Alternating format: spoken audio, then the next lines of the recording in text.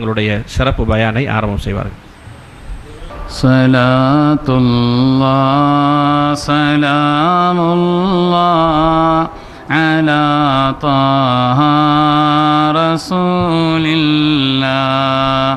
ஸலாத்துல்லாஹ் ஸலாமுல்லாஹ் அலா யாசீன் ஹபீபில்லாஹ் ஸலாத்துல்லாஹ் ஸலாமுல்லாஹ் அலா தாஹா ரசூலில்லாஹ் ஸலாத்துல்லாஹ் ஸலாமுல்லாஹ் அலா யாசீன் ஹபீபில் தவஸ்ஸல்னா பிஸ்மில்லாஹ் وبالهادي رسول الله وكل مجاهد لله وأهل البدر يا الله صلاة الله سلام الله على طه ரசூலில்லாஹ் ஸலாத்துல்லாஹ் அலா யாசீன்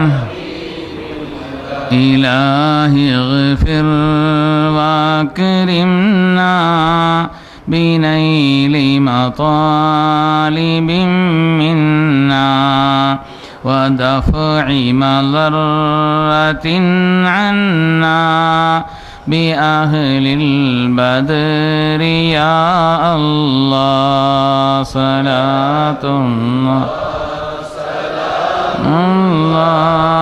على طه رسول الله صلاة الله سلام الله ياسين حبيب. السلام عليكم ورحمة الله وبركاته. الحمد لله العظيم القدرة والشان شديد البطش والبرهان حافظ الدين والقرآن ما شاء الله كان ما لم يشأ لم يكن لا حول ولا قوة إلا بالله إن أريد إلا الإصلاح ما استطعت وما توفيقي إلا بالله عليه توكلت وإليه أنيب سبحانك لا علم لنا إلا ما علمتنا إنك أنت العليم الحكيم. قال الله سبحانه وتعالى في القرآن الحميد بسم الله الرحمن الرحيم وما لي لا أعبد الذي فطرني وإليه ترجعون.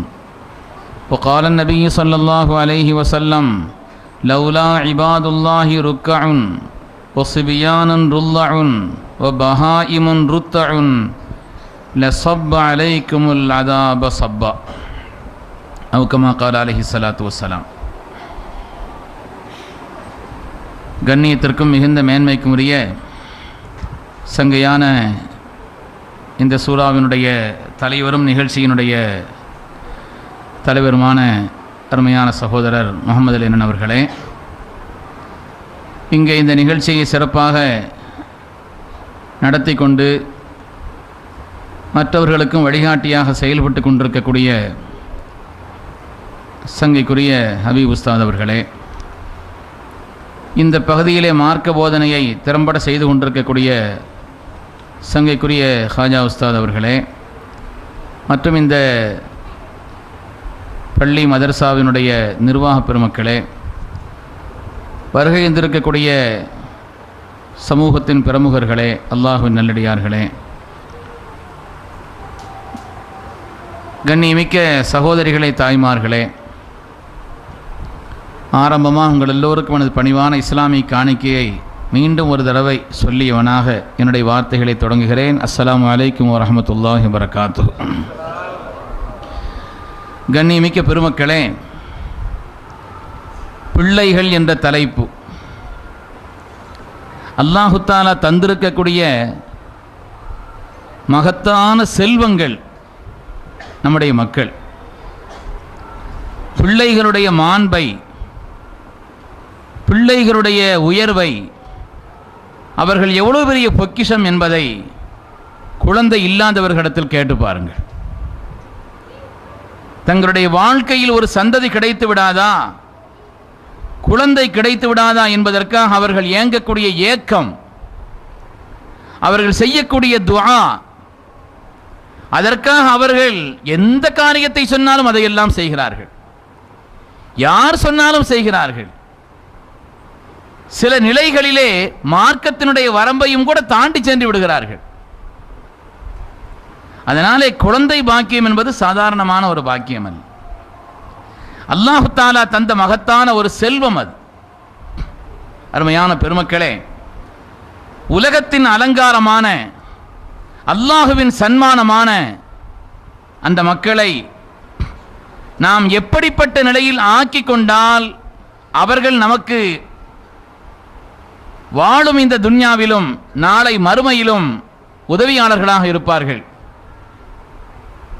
அவர்கள் விஷயத்தில் நாம் கவனம் இல்லாமல் இருந்தால் இந்த உலகத்திலும் நமக்கு சோதனையாக, நாளை மறுமையிலும் மிகப்பெரிய ஒரு பாரமாக, நம்முடைய வேதனைகளுக்கும் கஷ்டங்களுக்கும் காரணமாக ஆகிவிடுவார்கள் என்பதை குர்ஆன் ஷரீஃப் மிக தெளிவாக எச்சரித்து காண்பிக்கிறது. பெருமக்களே, நாம் நினைத்த நாட்களிலே, நினைத்த நேரத்திலே, நினைத்த விதத்திலே குழந்தைகள் உண்டாகிவிடுவதில்லை. இது அல்லாஹ்வுடைய நாட்டம் சம்பந்தப்பட்டது.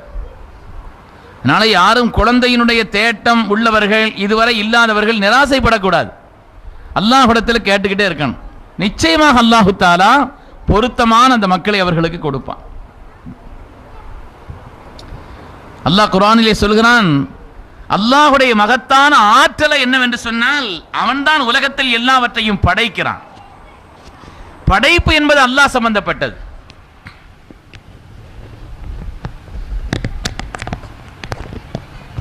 மைக் இன்னும் சரியா வரல. மைக் ரொம்ப மூச்சு வாங்குது, சரியா வரலன்னா அப்படியா? இதுதான் கொஞ்சம் எடுக்குது, இது ரொம்ப மூச்சு வாங்க.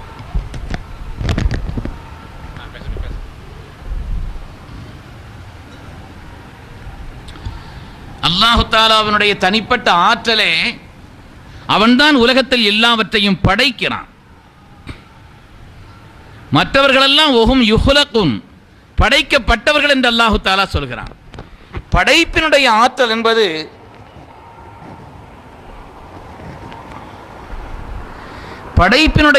என்பது அல்லாஹ் சம்பந்தப்பட்டது. எனவே அவன் யாருக்கு நாடுகிறானோ, எப்படி நாடுகிறானோ, எப்பொழுது நாடுகிறானோ அப்பொழுது அல்லாஹு தஆலா கொடுக்கிறான். அருமையான பெருமக்களே, அல்லாஹ் குர்ஆனிலே சொல்கிறான், யஹபு லிமன் யஷாஉ இனாசன் வ யஹபு லிமன் யஷாஉ ذுகூர அவ் யுஸவ்விஜுஹும் ذுக்ரான வ இனாசா வ யஜஅலு மன் யஷாஉ அகீமா. அல்லாஹ் யாருக்கு நாடுகிறான் அவர்களுக்கு அல்லாஹ் பெண் மக்களாக கொடுக்கிறான். நம்ம பார்க்கத்தான் செய்யறோம், உலகத்தில் பெண் மக்களாக அல்லாஹு தஆலா அவர்களுக்கு கொடுத்து கொண்டே இருக்கிறான். யாருக்கு நாடுகிறான் அல்லாஹு தஆலா அவர்களுக்கு ஆண் மக்களாக கொடுக்கிறான். ஆசைக்கு ஒரு பொம்பளை கூட இல்லைங்கிறாங்க. யாருக்கு அல்லாஹ் நாடுகிறான் அவர்களுக்கு இரண்டையும் கலந்து அளிக்கிறான். யாருக்கு அல்லாஹு தஆலா நாடுகிறானோ குழந்தையை தாமதிக்க செய்கிறான், இல்லாமலும் ஆக்குகிறான். இது அல்லாஹ்வுடைய குதிரத்திற்கு உட்பட்டது, அவனுடைய ஆற்றலுக்கு உட்பட்டது, அவனுடைய வல்லமைக்கு உட்பட்டது. வெறும் மனிதனுடைய சக்தி சம்பந்தப்பட்ட காரியம் அல்ல. எத்தனையோ பேரை உலகத்தில் பார்க்கத்தான் செய்யறோம். 15 வருஷம் குழந்தை இல்லாமல் இருந்திருக்கிறாங்க, அதுக்கு பிறகு குழந்தை பெற்றெடுக்கிறார்கள். 15 வருஷம் இல்லாத அந்த வலிமையும் சக்தியுமா அதற்கு பின்னால் வந்துவிட்டது. எனவே அல்லாஹு தஆலாவுடைய நாட்டத்திற்கும் அவனுடைய குதிரத்திற்கும் தொடர்பான விஷயம்ங்கிறது முதல்ல விளங்கணும். பெருமக்களே, உலகத்திலே அல்லாஹு தஆலா அவனுடைய கருணை இருக்கிறது என்று சொன்னால், இப்போ நம்ம பிள்ளைங்க சிரிக்கிறாங்க, அவங்கள பார்த்து எவ்வளோ ஆனந்தப்படுறோம். மழலை மொழி பேசுகிறார்கள், எவ்வளோ ஆனந்தப்படுகிறோம். சின்ன பிள்ளைங்க தத்தி தத்தி பேசினாலும் கூட நம்முடைய கல்வுக்கு எவ்வளவு நிறைவாக இருக்கிறது. அதேபோல் அல்லாஹு தஆலாவினுடைய கருணை உலகத்தில் பிள்ளைகளின் காரணத்தினால் இருக்கிறது என்று ஹதீஸில் இருக்கிறது. லௌலா இபாதுல்லாஹி ருக்கஉன் வஸிபியானுன் ருல்லஉன் வபஹாயிமுன் ருத்தஉன் லசுப்ப அலைக்குமுல் அதாப சுப்பா.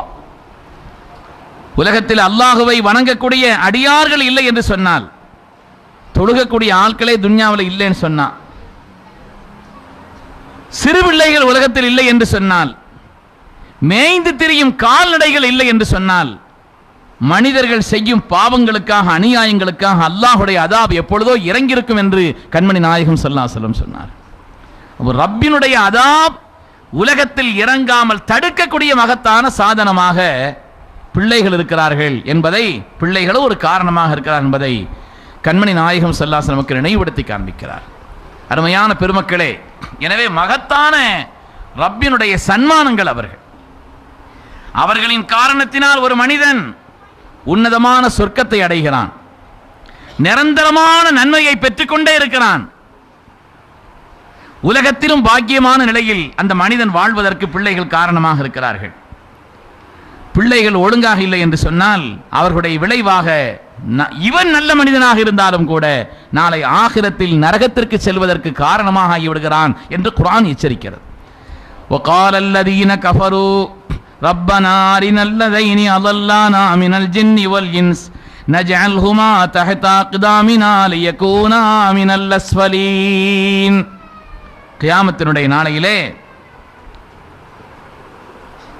பிள்ளைகள் சொல்வார்களாம், எந்த பிள்ளைகளை ஈமானோடு வளர்க்கவில்லையோ, எந்த பிள்ளைகளை நாம் ஒழுக்கமாக வளர்க்கவில்லையோ, எந்த பிள்ளைகளுடைய விஷயத்தில் நாம் துஆ செய்து அவர்களை பேணுதலான நிலையில் ஆக்கவில்லையோ, அந்த வழிகட்ட பிள்ளைகள், நிலை தடுமாறிய பிள்ளைகள், பாவங்களிலேயே தன்னை கழித்த அந்த மக்கள் கியாமத்தில் சொல்வார்களாம், ரப்பனா எங்களுடைய ரட்சகா, அரிநல்லதைனி அதல்லானா எங்களை வழிகெடுத்தவர்களை எங்களுக்கு காண்பித்துக் கொடு ரப்பே, நஜஅல்ஹுமா தஹ்த அக்தாமினா எங்களுடைய காலுக்கு கீழே போட்டு அவர்களை மிதிக்கிறோம் கியாமத்தில் அல்லாஹ்ட்ட சொல்வாங்க. எனவே பெருமக்களே, பிள்ளைகள் சீராக இருந்தால் உலகத்திலும் நாம் பாக்கியம் பெற்றவர்கள், ஆகிரத்திலும் பாக்கியம் பெற்றவர்கள். மனிதன் இந்த உலகத்தை விட்டு மரணித்து விட்டால் அதோடு உலகத்தினுடைய சம்பந்தம் முடிந்து விடுகிறது. ஸல்லல்லாஹு அலைஹி வஸல்லம் சொன்னார்கள், சதகத்துன் ஜாரியா, நிலையான சில தர்மங்கள், நிலையான சில தர்மங்கள், அதேபோல் உலகத்தில் அவன் விட்டு சென்றிருக்கக்கூடிய பயன்பாடுள்ள கல்வி, மூணாவது வலதுன் சாலிஹன் யதுஊ லஹு, அவருக்காக துஆ செய்யக்கூடிய சாலிஹான பிள்ளைகள் என்று ஸல்லல்லாஹு அலைஹி வஸல்லம் சொன்னார். அவர்கள் சீதேவிகளாக இருந்தால் உலகத்திலும் சிறப்பான பின்பலமாக நமக்கு இருப்பார்கள், நிறையான நன்மைக்கு காரணமாக இருப்பார்கள், ஆகிரத்தில் நம்முடைய வெற்றிக்கு காரணமாக இருப்பார்கள்.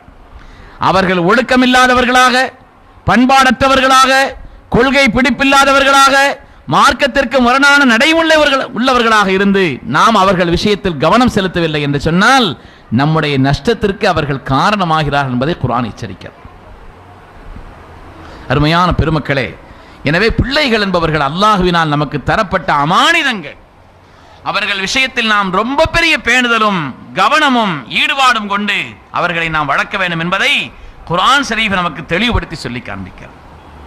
சிறுபிராயத்திலிருந்தே அந்த பிள்ளைகளுக்கு மார்க்கத்தினுடைய போதனை, உலக ரீதியான கல்வியை பிள்ளைகளுக்கு போதிக்கிறனுங்கிற பாடத்தை யாருக்கும் சொல்ல வேண்டியதில்லை, அந்த பயானம் செய்ய வேண்டிய தேவையே இல்லை.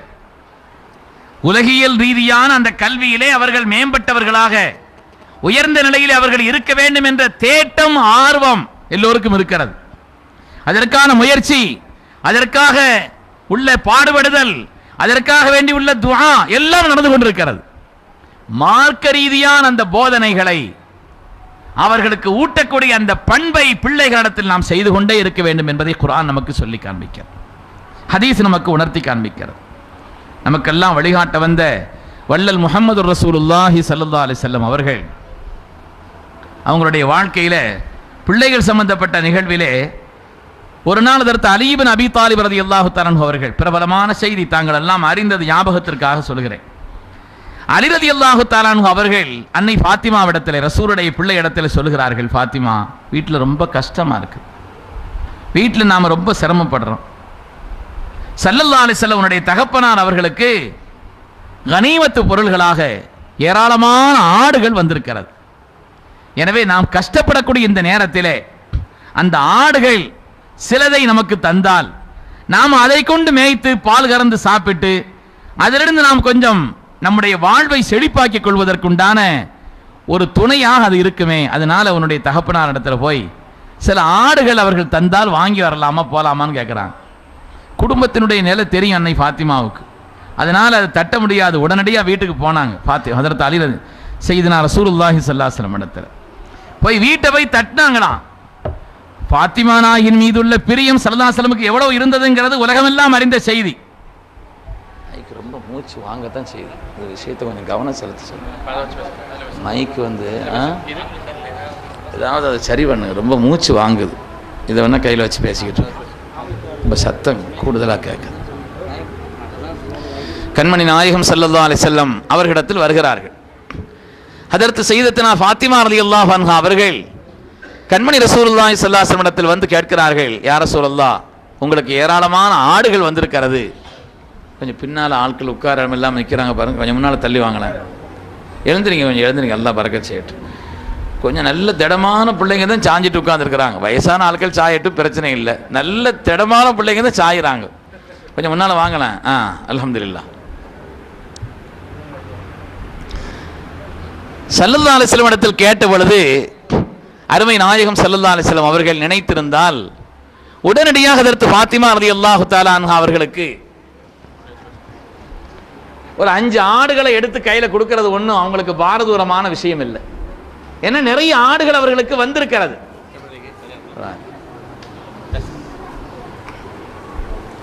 துன்யால எல்லா பள்ளிவாசல் மைக்கும் இப்படித்தான் இருக்குது. ஹரமை தவிர 2 ஹரமையும் தவிர எந்த பள்ளிவாசல்லையும் போனாலும் அது மற்ற நாள்லாம் ஒழுங்காக இருக்கும். இந்த பயான் நடக்கிற அன்னைக்கு மட்டும்தான் அதுக்கு ஒரு ஏதாவது ஓதி பார்க்க வேண்டியது இருக்கும். மற்ற நாட்கள் பூரா என்ன செய்யும், பயானுக்காக வேண்டி ரொம்ப பெரிய ஏற்பாடு செய்கிறோம்னு சொல்லிட்டு அதில் பூரா கவனத்தை செலுத்தி ஆளாளுக்கு திருப்பி ஒரு வழி ஆயிரும். அடுத்த நாள் சுபூல பாருங்க, ரொம்ப கிளீனாக இருக்கும். பெருமக்களே, ஸல்லல்லாஹு அலைஹி வஸல்லம் இடத்திலே வருகிறார்கள். ஹதரத் சய்யிதுனா ரசூலுல்லாஹி ஸல்லல்லாஹு அலைஹி வஸல்லம் அவர்கள் ஹதரத் ஃபாத்திமா நாயகி வந்து வீட்டில் தட்டின உடனே விளங்கிக்கிட்டாங்க. ஸல்லல்லாஹு அலைஹி வஸல்லம் சொன்னாங்களா, இன்னஹா லதக்கு ஃபாத்திமா, இது ஃபாத்திமா நாயகி தட்டும் தட்டுன்னு சொன்னாங்களாம். இது ஃபாத்திமா நாயகி தட்டும் தட்டு. என்ன செய்யணும் சொல்லுங்க?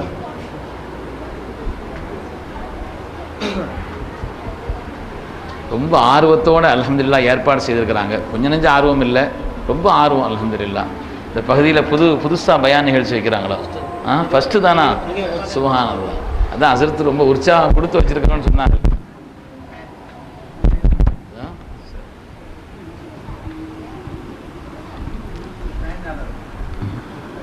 இல்லை ஃபேன் ஆஃப் பண்ணால் இருக்கவே முடியாது. கண்ணியமிக்க பெருமக்களே, ஹைர் அல்ஹம்துலில்லாஹ், ஹலாஸ் ஹல்லி போதும் இருக்கட்டும். பெருமக்களே, கண்மணி நாயகம் ஸல்லல்லாஹு அலைஹி வஸல்லம் இடத்திலே ஹதரத் ஃபாத்திமா நாயகி வர்றாங்க. இந்த உலகம் அறிந்தது, அவங்களுடைய பிரியம் எவ்வளவுங்கிறத உலகம் அறிந்தது. ஸல்லல்லாஹு அலைஹி வஸல்லம் வாசலில் வந்து கதவு தட்டின உடனே ஸல்லல்லாஹு அலைஹி வஸல்லமுக்கு தெரிஞ்சிருச்சு, இன்னஹா லதக்கு ஃபாத்திமான்னு சொன்னாங்க. இது ஃபாத்திமா நாயகினுடைய தட்டுன்னு சொன்னாங்க. அவங்க வாழ்க்கையில் உலகத்தில் எவ்வளோ பெரிய சிரமங்கள் பட்டிருக்கிறாங்கிறதுங்க நாம் தனியாக விளங்கணும். நபியினுடைய வீடுன்னு தனியாக நாம் பேசணும். ஸல்லல்லாஹு அலைஹி வஸல்லம் வீடு, அவங்க வீடு எப்படி இருந்தது பெருமக்களே, வாழ்க்கையில் நாம் விளங்கணும். அவங்களுடைய வாசலிலே 2 கதவுகளையும் அந்த பேரித்தம்பளத்தினுடைய ஓலைகளால் பின்னப்பட்ட அந்த கதவுகளை சாற்றி வைத்தால் அதை ஒன்று சேர்த்து மாட்டுவதற்கு ஒரு வளையம் கூட இல்லை. அதை ஒன்று சேர்த்து மாட்டுவதற்கு ஒரு வளையம், கைப்பிடி சொல்றோம் இல்லையா, அந்த கைப்பிடி கூட இல்லை. சஹாபிகள் தட்டுவார்களாம். ஸல்லல்லாஹு அலைஹி வஸல்லம் கண்ணியத்திற்காக கைகளால் தட்டுவதில்லை, நகங்களால் தட்டுவார்களாம். நகங்களால் தட்டுவார்களாம். ஃபாத்திமா நாயகி ரலியல்லாஹு தஆலா அன்ஹா தட்டினவன் ஸல்லல்லாஹு அலைஹி வஸல்லம் விளங்கிக்கிட்டாங்க. எழுந்திருச்சு போய் மகளாரை முத்தி முகர்ந்து அவர்களை வரவேற்கிறார்கள். என்ன ஃபாத்திமான் யோசிச்சு அதுக்கு பிறகு சொல்லிட்டாங்க, யா ரசூலல்லாஹ், வீட்டில் ரொம்ப கஷ்டம், வறுமையினுடைய உச்சம், உங்களுக்கு நிறைய கனிமத்தில் நிறைய ஆடுகள் வந்திருக்கிறது நாயகமே, அதனால கொஞ்சம் ஆடுகளை தாங்கள் தந்தால் நாங்கள் அதை வைத்து வளர்த்து எங்களுடைய வாழ்க்கையின் செழுமைக்கு அதை காரணமாக்கி கொள்ளலாம்னு விரும்புகிறோன்னு சொன்னாங்க. அருமை நாயகம் ஸல்லல்லாஹு அலைஹி வஸல்லம் அவர்கள் ஹதரத் ஃபாத்திமா நாயகி ரலியல்லாஹு அன்ஹா இடத்துல ஹதரத் ரசூலுல்லாஹி ஸல்லல்லாஹு அலைஹி வஸல்லம் அவங்க சொன்னாங்களாம், ஃபாத்திமா, நீங்கள் கேட்பதை போல 5 ஆடுகளை தரலாம், என்கிட்ட இருக்குது, சந்தேகமே இல்லை. ஆனால் இப்பொழுதுதான் ஜிப்ரீல் அலைஹிஸ்ஸலாம் வந்தார்கள்.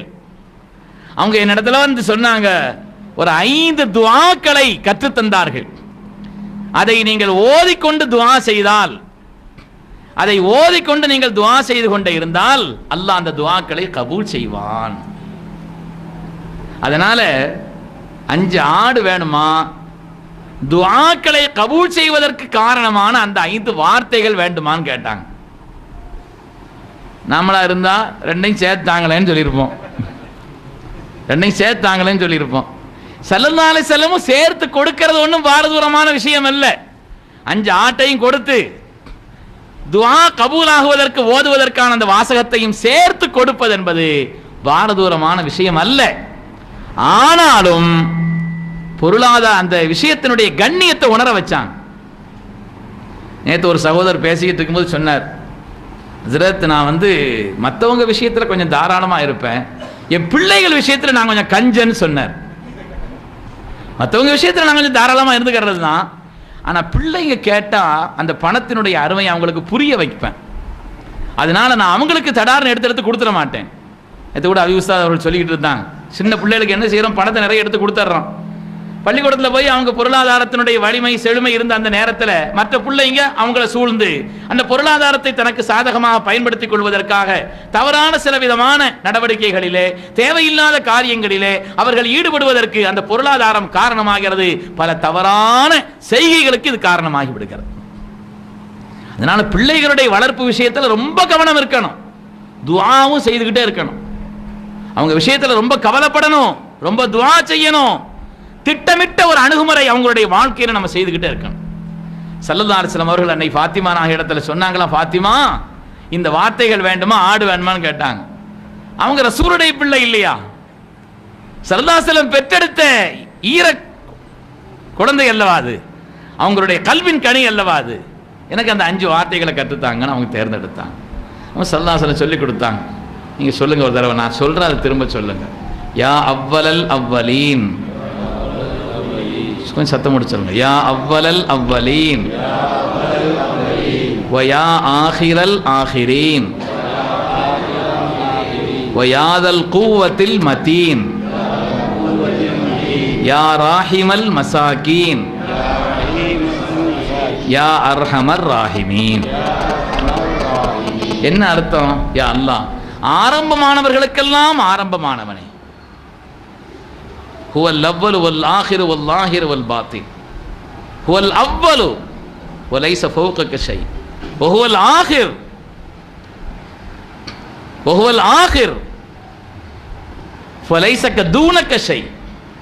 அவன் தான் ஆரம்பமானவன், ஆரம்பமானவர்களுக்கெல்லாம் ஆரம்பமானவனே, முடிவானவைகளுக்கெல்லாம் முடிவானவனே, வலிமையான ஆற்றலுக்கு சொந்தக்காரனே, மிஸ்கீன்களின் மீது கிருபை செய்பவனே, கிருபையாளர்களுக்கெல்லாம் கிருபையாளனே. அப்ப அல்லாஹ்வுடைய மகத்துவத்தை சொன்ன இந்த வார்த்தைகளை சொல்லி கொடுத்து அனுப்பிட்டாங்க. அதற்கு அலி ரலியல்லாஹு அன்ஹு எதிர்பார்த்துட்டு இருக்கிறாங்க ஆடு வரும்னு. போன உடனே அதற்கு அலி ரலியல்லாஹு தஆலா அன்ஹு வீசின கையும் வெறுங்கையுமா அன்னை ஃபாத்திமா வந்த உடனே தகப்பனார் எதுவும் குறை சொல்லிட்டாங்க போல் தெரியுதேன்னு சொல்லி இந்த மைக்கில் கை வைக்கிறத இனிமே விட்டுருங்க, சொல்லுங்க போதும், ஆம்பளி பேர்ல கை வைக்கிறது. பெருமக்களே, ஸல்லல்லாஹு அலைஹி வஸல்லம் அவர்கள் கவனம் திரும்பினாலே வேற விஷயங்களே யோசனை எது வரும். இந்த ஆம்பளி பேர்ல என்ன கை வைக்க வேண்டாம், அப்படி விட்டுரு சொல்லுங்க, அது அப்படி இருக்கட்டும். ஹஜ்ரத் ரசூலுல்லாஹி ஸல்லல்லாஹு அலைஹி வஸல்லம் அவங்க ஃபாத்திமா நாய் எதுவும் குறை சொல்லி அனுப்பிட்டாங்களோன்னு அவங்களுடைய உள்ளத்தில் ஒரு எண்ணம். ஃபாத்திமா நாய்கிட்ட கேட்டாங்களா, என்னம்மா போய் வெறுங்கையா வர்றீங்க என்னான்னு சொல்லி நடந்த விஷயத்தை சொன்னாங்க. உடனே அதற்கு அலி ரலியல்லாஹு அன்ஹு சொன்னாங்களா, ஹைரு ஐயாமுக்கு யா ஃபாத்திமா, ஃபாத்திமா உன் வாழ்நாளில் இந்த நாள் சிறந்த நாள்னு சொன்னாங்க. என்ன, நீ எதை தேர்ந்தெடுக்க வேண்டுமோ அதை தேர்ந்தெடுத்தாய், எதை தேர்ந்தெடுக்க வேண்டுமோ அதை தேர்ந்தெடுத்தாய் என்பதனால் இந்த நாள் உன் வாழ்வில் சிறந்த நாள்னு சொன்னான். அருமையான பெருமக்களே, பிள்ளைகளை நம்ம மார்க்க ரீதியாக அவங்கள அந்த உணர்வை, அதனுடைய கண்ணியத்தை கல்விலே பதிய வைக்க வேண்டும். சாப்பிடும் பொழுது சொல்லணும் சம்மில்லாக. ஸல்லல்லாஹு அலைஹி வஸல்லம் இப்னு மஸ்ஊத் ரலியல்லாஹு அன்ஹு சொல்லி கொடுத்தாங்க, சம்மில்லாக வகுல் பியமீனிக வகுல் மிம்மா யலீக. சில விஷயங்களை நாம சொல்லாத காரணத்தினால பிள்ளைகள் நடைமுறைப்படுத்த மாட்டாங்க. சொல்லிடணும், கண்ணியமா சொல்லணும், பக்குவமா சொல்லணும், மனசு புண்படாம சொல்லணும், செயல்படுத்தும் விதத்தில் சொல்ல வேண்டும். ஸல்லல்லாஹு அலைஹி வஸல்லம் பிள்ளைகளுக்கு சொன்னாங்க, சம்மில்லா பிஸ்மில்லா சொல்லி சாப்பிடு மகனே. ஒக்குல் பியமீனிக்க, வலது கையால சாப்பிடுங்க. ஒக்குல் மிம்மா எலிக்க, உனக்கு அடுத்துள்ள பொருளை சாப்பிடுங்கள். பிள்ளைகளை ஊக்கப்படுத்தி கொண்டே இருக்க வேண்டும், அவர்களை பாராட்டி கொண்டே இருக்க வேண்டும். இந்த 2 கேள்விக்கு பதில் சொன்னாங்க. பாராட்டி சொன்னாங்க இல்லையா, அந்த பிள்ளைகளுக்கு எவ்வளவு சந்தோஷமா இருக்கும், பெற்றோர்களுக்கு அதை விட சந்தோஷமா இருக்கும். இருக்கிறவங்களுக்கு அடுத்த வருஷம் நம்ம பிள்ளைகள் என்ன செய்யணும், இப்படி செய்ய வைக்கணுங்கிற ஒரு ஆர்வமும் சேர்ந்து வரும். அவர்களுக்கு ஒரு ஊக்கத்தை கொடுத்து கொண்டிருக்கக்கூடியதாக நாம் ஆகியிருக்கணுங்கிறத குர்ஆன் சொல்லுது. குர்ஆன் ஷரீஃபிலே அல்லாஹு தஆலா 2 நபிமார்களை பற்றி வரலாறை சொல்கிறார். தாவூத வ சுலைமான இது யஹ்குமானி ஃபில் ஹரிஸ், குர்ஆனிலே வருகிறது. தாவூத் அலைஹிஸ்ஸலாம், சுலைமான் அலைஹிஸ்ஸலாம் 2 பேருடைய வரலாறு. இந்த 2 பேருடைய வரலாற்றிலே சுலைமான் அலைஹிஸ்ஸலாமை அல்லாஹ் பாராட்டி சொல்கிறான். சுலைமான் அலைஹிஸ்ஸலாமை அல்லாஹ் பாராட்டி சொல்றான். அந்த வரலாற்றில் நாம ரொம்ப கவனிக்க வேண்டிய விஷயம் என்னன்னு சொன்னா, தாவூத் அலைஹிஸ்ஸலாம் முதல்ல தகப்பனார், வயதில் மூத்தவர்கள் மாத்திரமல்ல தகப்பனார். 2வது விஷயம் என்னன்னு சொன்னா, அவங்க ஒரு நபி. 3வது சாஹிபுல் கிதாப், உலகத்தில் வேதம் கொடுக்கப்பட்ட 4 பேர் அவங்க ஒரு ஆளு. மூசா அலைஹிஸ்ஸலாமுக்கு தௌராத் வழங்கப்பட்டதை போல, ஈசா அலைஹிஸ்ஸலாமுக்கு இன்ஜீல் வழங்கப்பட்டதை போல, தாவூத் அலைஹிஸ்ஸலாமுக்கு ஜபூர் வழங்கப்பட்டது. அவர் சாஹிபுல் கிதாப், வேதம் கொடுக்கப்பட்டவர்கள், ஒரு நபி, வயதிலே மூத்தவர்கள், தகப்பனார். ஆனாலும் அவங்களுடைய பிள்ளை ஹதரத் சுலைமான் அலைஹிஸ்ஸலாம். அந்த ஒரு சம்பவம் நடந்துச்சு, அந்த சம்பவத்தை சொல்கிறேன். அந்த சம்பவம் நடக்கும் பொழுது சுலைமான் அலைஹிஸ்ஸலாம் நபி இல்லை. சுலைமான் அலைஹிஸ்ஸலாம் நபி இல்லை. குர்ஆனுடைய வரலாற்றின்படி அந்த நேரத்தில் சுலைமான் அலைஹிஸ்ஸலாமுக்கு 11 வயது. 11 வயது. ஹதரத் சையதுனா தாவூத் அலைஹிஸ்ஸலாம் அந்த பலஸ்தீனத்தினுடைய மிகப்பெரிய காதி, அரசரும் கூட. அவர்கள் அரசராக தேர்ந்தெடுக்கப்பட்ட வரலாறு ஒரு சுவையான வரலாறு. இப்பொழுது அதை சொல்ல நேரம் ஆயிரும். ஹதரத் சுலைமான் அலைஹிஸ்ஸலாத்து வஸ்ஸலாம் பிள்ளை, அவங்களுடைய பிள்ளை. ஹதரத் தாவூத் அலைஹிஸ்ஸலாம் இடத்துல ஒரு பிரச்சனை வருகிறது. ஒரு பிரச்சனை வருது. என்ன பிரச்சனை? அவங்க ஒரு ஆள் ஒரு தோட்டம் வச்சிருந்தார், முந்திரி தோட்டம். அந்த முந்திரி தோட்டத்திலே இன்னொருவருடைய ஆடு போய் நல்ல மேஞ்சிருச்சு. மேஞ்சி அந்த முந்திரி தோட்டத்தில் உள்ளதை பூரா சாப்பிட்டுருச்சு. தோட்டத்துக்காரர் பார்க்கிறாரு, நல்ல விளைச்சலை வச்சிருந்துச்சு. பார்த்தா எல்லாம் விளைஞ்சி அது எடுக்க வேண்டிய அந்த கட்டத்தில் இருந்தது. அந்த நேரத்தில் இந்த ஆடு எல்லாத்தையும் சாப்பிட்டு முடிக்கிற கட்டம். தோட்டத்துக்காரர் பார்க்கிறாரு, ஆடு இப்படி எல்லாத்தையும் சாப்பிட்டுட்டு இருக்குது. ஆட்டுக்காரர் எங்க இருக்கிறாருன்னு பார்த்தா அவர் பேசாம நல்லபடி தூங்கிக்கிட்டு இருக்கிறார். அவர் நல்லபடி தூங்கிக்கிட்டு இருக்கிறார். உடனே இந்த பிரச்சனை அதில் தாவூத் அலைஹிஸ்ஸலாம்கிட்ட போகுது. சின்ன பிரச்சனை நினைக்காதீங்க, நிறைய சின்ன பிரச்சனை தான். கோர்ட்டுக்கு போறது பூரா சின்ன பிரச்சனை தான். கோர்ட்டுக்கு போற பெரும்பாலான பிரச்சனை பூரா பாருங்க சின்ன பிரச்சனையா தான் இருக்கும். இன்னைக்கு சமுதாயத்தினுடைய மிகப்பெரிய பொருளாதாரம் போய் கிடப்பது கோர்ட்டுகளிலே. எங்கள் ஊரில் ஒரு குடும்பம் இருக்குது, பிரபலமான ஒரு குடும்பம். பேர் சொன்னால் எங்கேயாவது அவங்களுக்கு கேள்விப்பட்டாங்க, என்ன விட மாட்டாங்க. நைட்டு ஏதாவது மஜ்லிஸில் ஓதும்போது எல்லாரும் சேர்ந்து நின்று அந்த துவாலாம் ஓதுவாங்க. அடுத்த நாள் காலையில் தம்பிக்கு எதிராக அண்ணன், அண்ணனுக்கு எதிராக தம்பி, 2 பேரும் கோர்ட்டில் நிற்பாங்க. பெருமக்களே, இன்னைக்கு பெரும்பாலான சின்ன விஷயங்கள் அதுதான் கோர்ட்டுக்கு அதிகமாக போகுது. நான் கூட முன்னால் இப்போ நாங்கள் ஒரு தடவை சொன்ன ஞாபகம், அதற்கு அலி ரலியல்லாஹு காலத்தில் ஒரு சம்பவம் நடந்துச்சு இல்லையா? அலி ரலியல்லாஹு தஆலாவுடைய காலகட்டத்திலே ஒரு சின்ன நிகழ்வு நடந்தது. ஒரு 2 பேர் சேர்ந்து உட்கார்ந்து சாப்பிட்டுட்டு இருந்தாங்க. 2 பேர் சேர்ந்து உட்கார்ந்து சாப்பிட்டுட்டு இருந்தாங்க. 3வது ஒரு ஆள் வந்தார். உங்கள் சாப்பாட்டில் என்னையும் சேர்த்துக்கலாமான்னு கேட்குறாரு. சரி, தாராளமாக சாப்பிடுங்க, உட்காருங்கன்னு சொன்னாங்க. அவரும் சேர்ந்து உட்கார்ந்து சாப்பிட்டார். சாப்பிட்டுட்டு போகும் பொழுது அவர் பேசாமல் சலாம் சொல்லிட்டு போயிருந்தா பிரச்சனை இல்லை. அவர் ஒரு 8 தங்க நாணயத்தை எடுத்து 2 பேரும் வச்சுக்கங்கன்னு சொல்லிட்டு போயிட்டார். எல்லா பள்ளிகள் ஸ்தாபனங்கள் பூரா நல்லபடியாக நடந்துகிட்டு இருக்கும். சொத்து சேர்ந்ததுலேருந்து பிரச்சனை ஆரம்பிச்சிடும். துனியாவில் பூரா பார்க்க தானே செய்யலாம். எல்லா ஸ்தாபனங்களும் வரவும் செலவு கிட்டத்தட்ட சரியாக இருந்தால் பொறுப்புக்கும் நிறைய பேர் வரமாட்டாங்க. ஒழுங்காக நடந்துக்கிட்டு இருக்கும். சொத்துக்கள் கூடும் பொழுது பொறுப்புக்கும் நிறைய பேர் வந்துடுவாங்க. எதையாவது மனசில் வச்சு சொல்கிறேன்னு நினைக்காதீங்க, ஊர் கதையை சொல்லிக்கிட்டு இருக்கிறேன். அசர்த்து என்ன அசர்த்து எங்களை உஸ்தாது குறை சொல்லி சொன்னாங்களன்னு சொல்லிடாது. எனக்கு ஒரு கதையும் தெரியாது, இங்கே உள்ள கதை ஊர் கதைகள் இதெல்லாம். பெருமக்களே, இப்போ அவர் 8 தங்க நாணயத்தை எடுத்து கையில் கொடுத்து வச்சுக்கங்கன்ட்டு போயிட்டார். இந்த 2 பேர் எப்படின்னா, ஒரு ஆள் 5 ரொட்டி கொண்டு வந்திருந்தார், இன்னொரு ஆள் 3 ரொட்டி கொண்டு வந்திருந்தார். இந்த 8 ரொட்டியை 3 பேரும் சேர்ந்து சாப்பிட்டுருக்குறாங்க. அதனால அந்த 5 ரொட்டி கொண்டவர் சொன்னார், நான் 5 ரொட்டி கொண்டேன், அதனால எனக்கு 5 தங்க நாணயம். நீங்கள் 3 ரொட்டி தான் கொண்டீங்க, அதனால உங்களுக்கு 3 தங்க நாணயம்னு சொல்கிறார். இந்த பேச்சே ஆகாது, கரெக்டாக பங்கு வைக்கணும், சமமாக பங்கு வைக்கணும்னு சொன்னார். அது சொன்னார், இல்லைப்பா நீ ஏற்றுக்க 3 தங்க நாணயம் உனக்கு, நான் 5 ரொட்டி கொண்டு வந்தானா இல்லையா அப்படின்னு. அதெல்லாம் முடியாது, சமமாக பங்கு வைக்கணும். பிரச்சனை சிறுசாகி பெருசாகி அந்த இடத்துல அலி ரலியல்லாஹு போயிடுச்சு.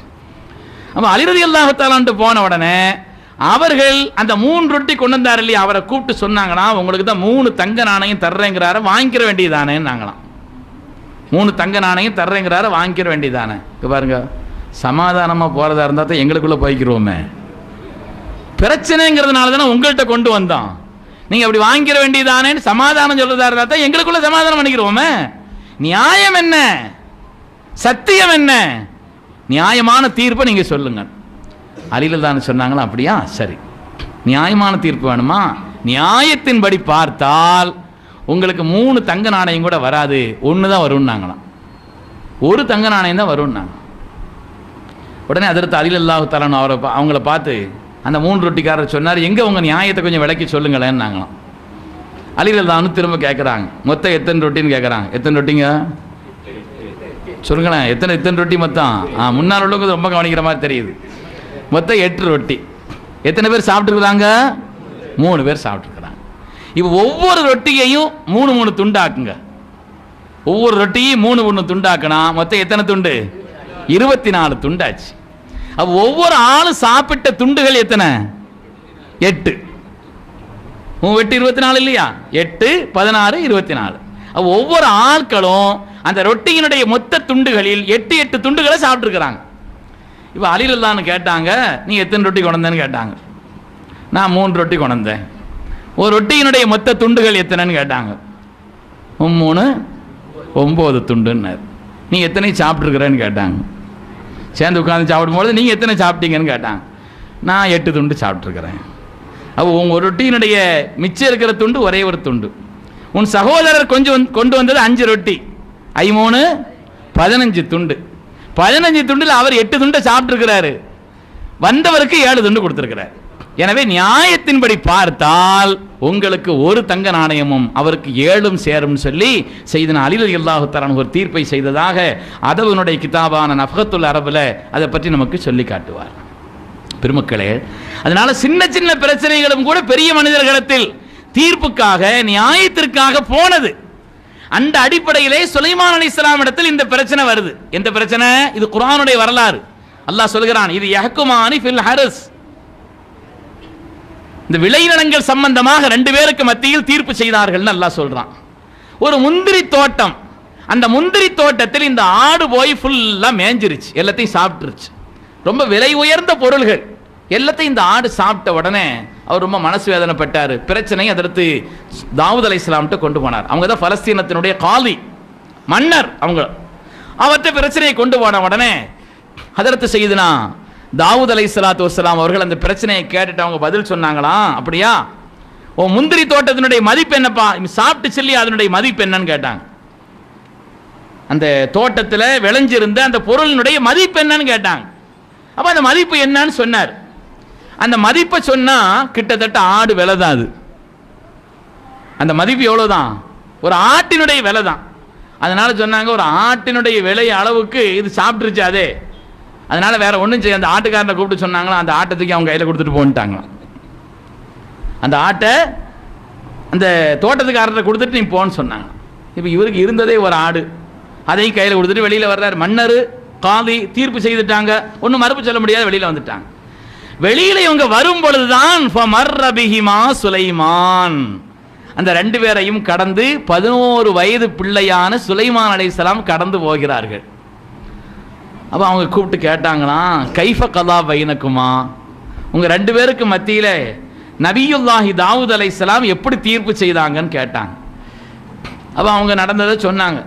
இப்படி மாதிரி என் தோட்டத்தினுடைய எல்லாத்தையும் அந்த ஆடு சாப்பிட்டுருச்சு, அந்த ஆட்டினுடைய விலையும் தோட்டத்தில் விளைஞ்சிருந்த அந்த பொருளினுடைய விலையும் ரெண்டு ஒரே மாதிரி தான் இருந்தது.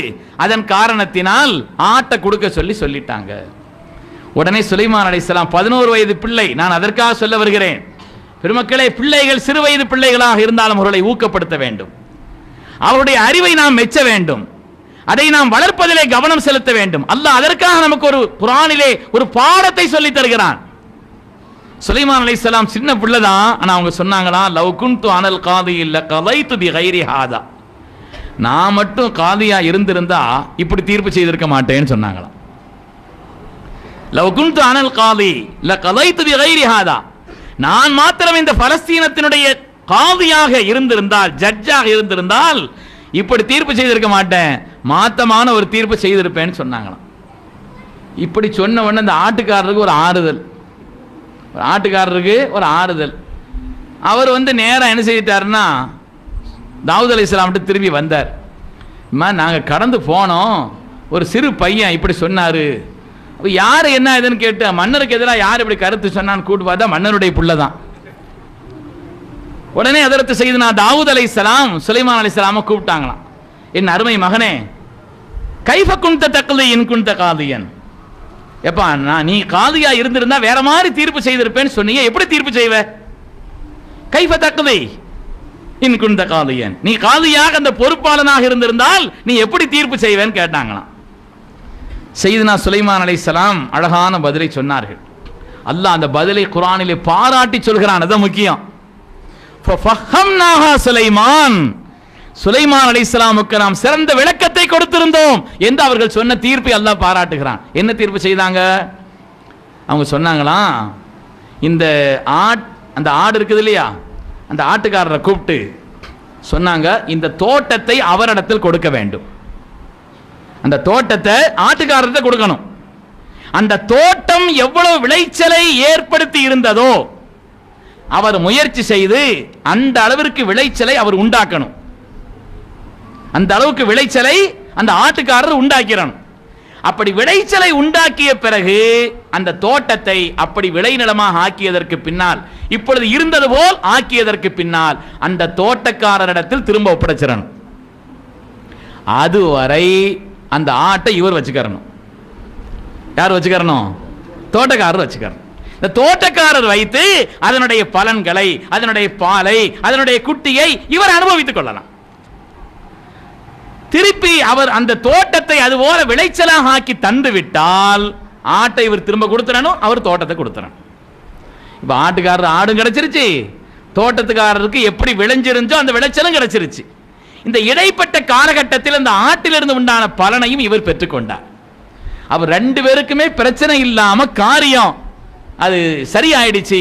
இப்படி ஒரு தீர்ப்பை நபியுல்லாஹி சுலைமான் இல்ல, அந்த நேரத்தில் நபி இல்லை. குர்ஆனுடைய விளக்க உரையிலே பெருமக்கள் சொல்கிறார்கள் 11 வயது. அப்ப அல்லாஹ் நமக்கு அதிலிருந்து என்ன பாடத்தை உணர்த்துகிறான்? இதே போல நிறைய தீர்ப்பு நடந்துச்சு. ஹதீஸ்ல கூட ஒரு தீர்ப்பு வருது. அக்கா தங்கச்சி 2 பேர், அக்கா அதாவது 2 பொம்பளை பிள்ளைங்க, 2 பெண்கள் குழந்தையை பெற்றெடுத்திருந்தார்கள். அது ஒரு காட்டு பகுதி, ஓரப்பகுதி, ஹதீஸ்ல வரக்கூடிய செய்தி, காட்டினுடைய ஓரப்பகுதி. அதனால அந்த 2 பெற்றெடுத்த அந்த 2 குழந்தைகளில் ஒரு குழந்தையை ஓனாய் தூக்கிட்டு போயிடுச்சு. இப்போ அந்த ஒரு குழந்தைக்கு 2 பேரும் போட்டிடுறாங்க, இது என் குழந்தை தான் 2 பேரும் சண்டை போடுறாங்க. விஷயம் தாவூத் அலைஹிஸ்ஸலாம்கிட்ட போயிடுச்சு. 2 பேருமே குழந்தை பெற்றிருக்கிறாங்க. இப்போ யார் குழந்தைன்னு எப்படி முடிவு பண்றது? தாவூத் அலைஹிஸ்ஸலாம் சில விதமான யுக்திகளை எல்லாம் பயன்படுத்தி பார்த்தாங்க. ஒன்றும் கதை நடக்கல. இப்படியா அப்படியான்னு கேள்வியெல்லாம் கேட்டு பார்த்தாங்க. கடைசியில் தாவூத் அலைஹிஸ்ஸலாம் ஒரு தீர்ப்பு செய்தாங்க. இருக்கிறதுல வயசுல மூத்த ஒரு பெண்ணுக்கு அந்த குழந்தையை கொடுத்துட்டாங்க. இது சின்ன வயசு பிள்ளை, இன்னைக்கு இல்லை நாளைக்காவது பிள்ளை பத்துக்கறலான்னு அவங்கள்ட்ட கொடுத்துட்டாங்க. அவங்க சில ஆய்வு செய்து முடிவு செய்து அவர்களுக்கு தெரிந்த சில விதமான அடையாளங்களை வைத்து வயதிலே மூத்த அந்த பெண்ணிடத்தில் அந்த குழந்தையை ஒப்படைச்சிட்டாங்க. சின்ன வயசு பிள்ளை தானே, இந்த 2வது குழந்தை பெற்றுக்கிறதுக்கான வாய்ப்பு இருக்குது அப்படிங்கிறது ஒரு காரணமாக இருக்கலாம், அப்படி கொடுத்துட்டாங்க. இதே மாதிரி தீர்ப்பை கேட்டுட்டு அந்த 2 பெண்கள்ல ஒரு பெண் சந்தோஷமா இருக்கிறா, இன்னொரு பெண் அழுதுட்டு வர்றா. சுலைமான் அலைஹிஸ்ஸலாம் எதிர்த்து சந்திக்கிறாங்க. என்ன பிரச்சனைன்னு கேட்டாங்க. இந்த மாதிரி என் குழந்தையை கொடுத்துட்டேன் அப்படி அப்படின்னு சொல்லிக்கிட்டு இருக்கிறாங்க. 2 பேரும் தன் குழந்தை இருந்தாலும் வாதிக்கிறாங்க. சுலைமான் அலைஹிஸ்ஸலாம் சொன்னாங்களா, நான் காதியா இருந்திருந்தால் இப்படி தீர்ப்பு செய்திருக்க மாட்டேன்னு சொன்னாங்களாம். நான் தீர்ப்பு சொல்ற ஆளா இருந்தா இப்படி தீர்ப்பு செய்திருக்க மாட்டேன், வேற மாதிரி தீர்ப்பு சொல்லியிருப்பேன் நாங்களாம். இந்த பிரச்சனை அவங்கள்ட்ட ரெண்டாவது போகுது.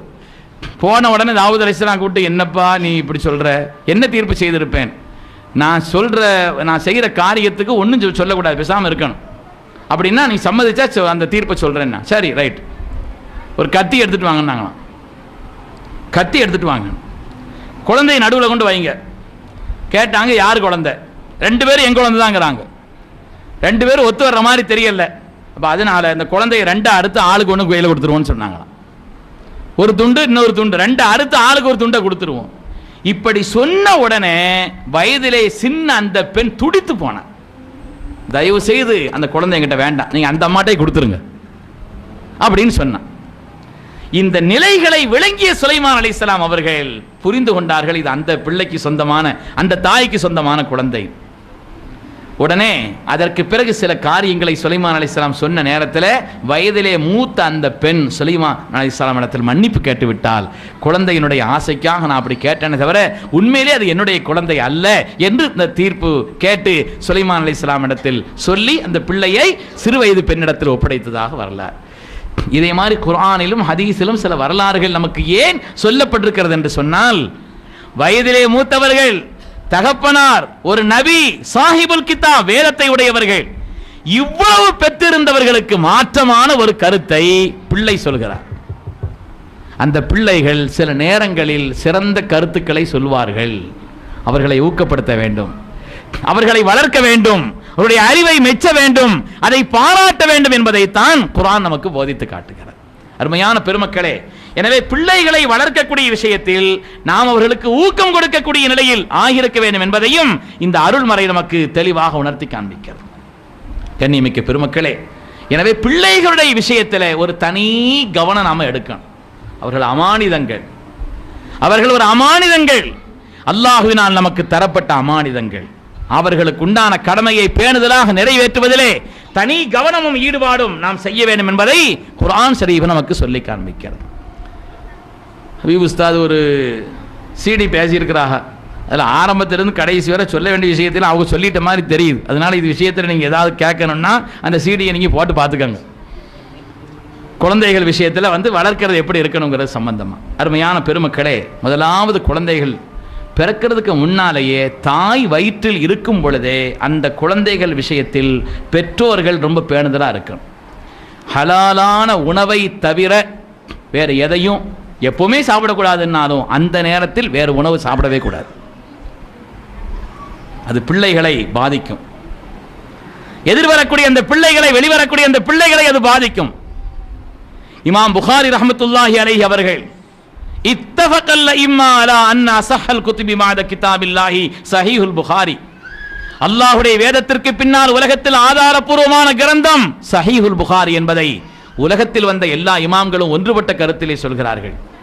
அப்படிப்பட்ட அந்த புகாரி கிதாபை தந்த முஹம்மது பின் இஸ்மாயில் புகாரி அவர்களை பெற்றெடுத்த தாய், அந்த இப்ராஹிம் ஹஜ்ரத் இமாம் புகாரியை பெற்றெடுத்த அந்த நேரத்தில் ரொம்ப பெரிய ஆர்வத்தோடு அவர்களை உண்டாயிருந்த அந்த நேரத்தில் ஹலாலான உணவை தவிர வேறு எதையுமே உண்ணாமல் ரொம்ப துஆவோடு அவர்களை கருவிலே உருவாக்கினார்கள். ஆனால் பெற்றெடுத்த உடனே பிள்ளை கண் தெரியாமல் பிறந்திருந்தது. தாய் அழுது துஆ செய்றாங்க, ரப்பே என்னுடைய இந்த பிள்ளை உலகத்திற்கெல்லாம் ஒளி கொடுக்கும் என்று நான் எதிர்பார்த்து துஆ செய்து கொண்டிருந்தேன்.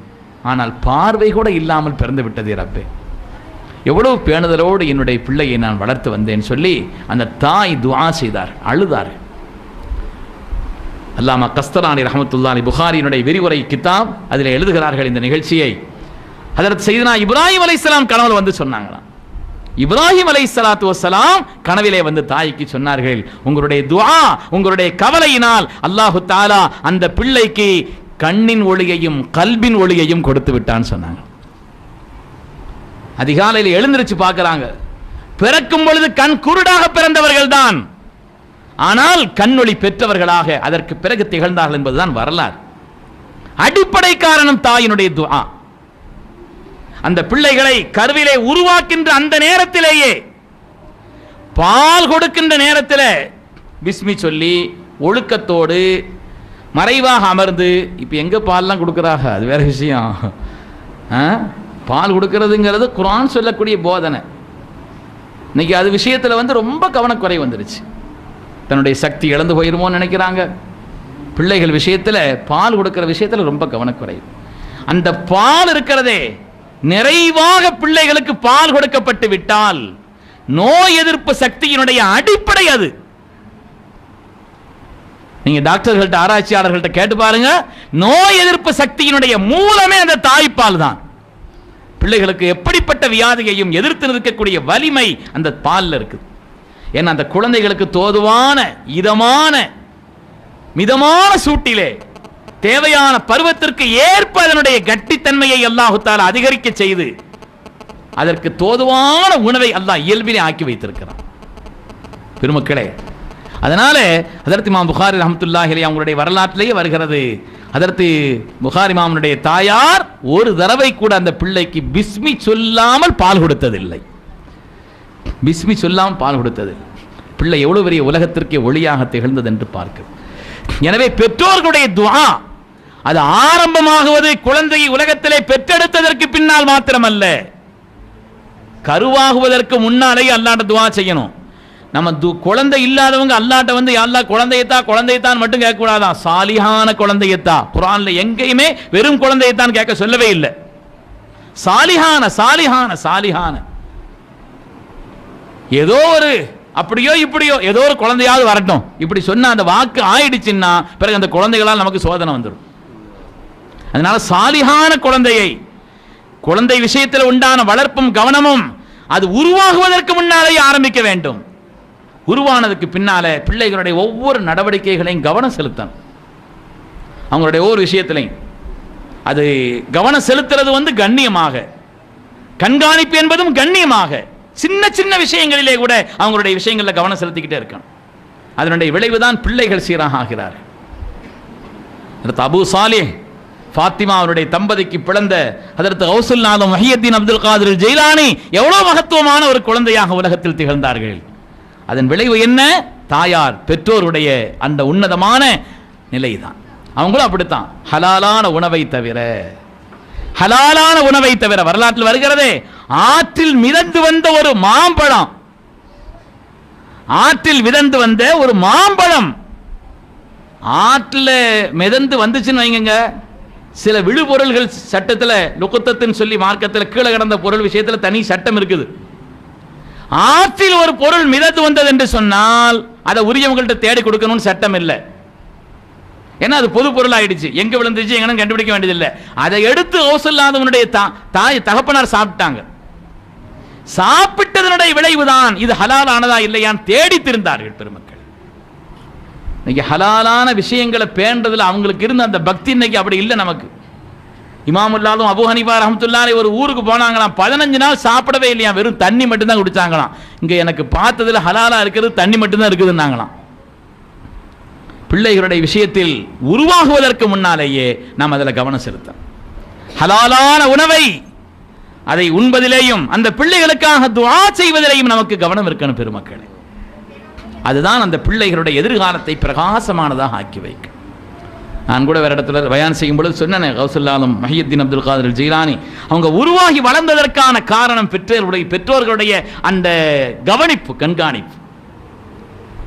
இப்பவே பக்தாது போய் இல்மோத வேண்டுமென்ற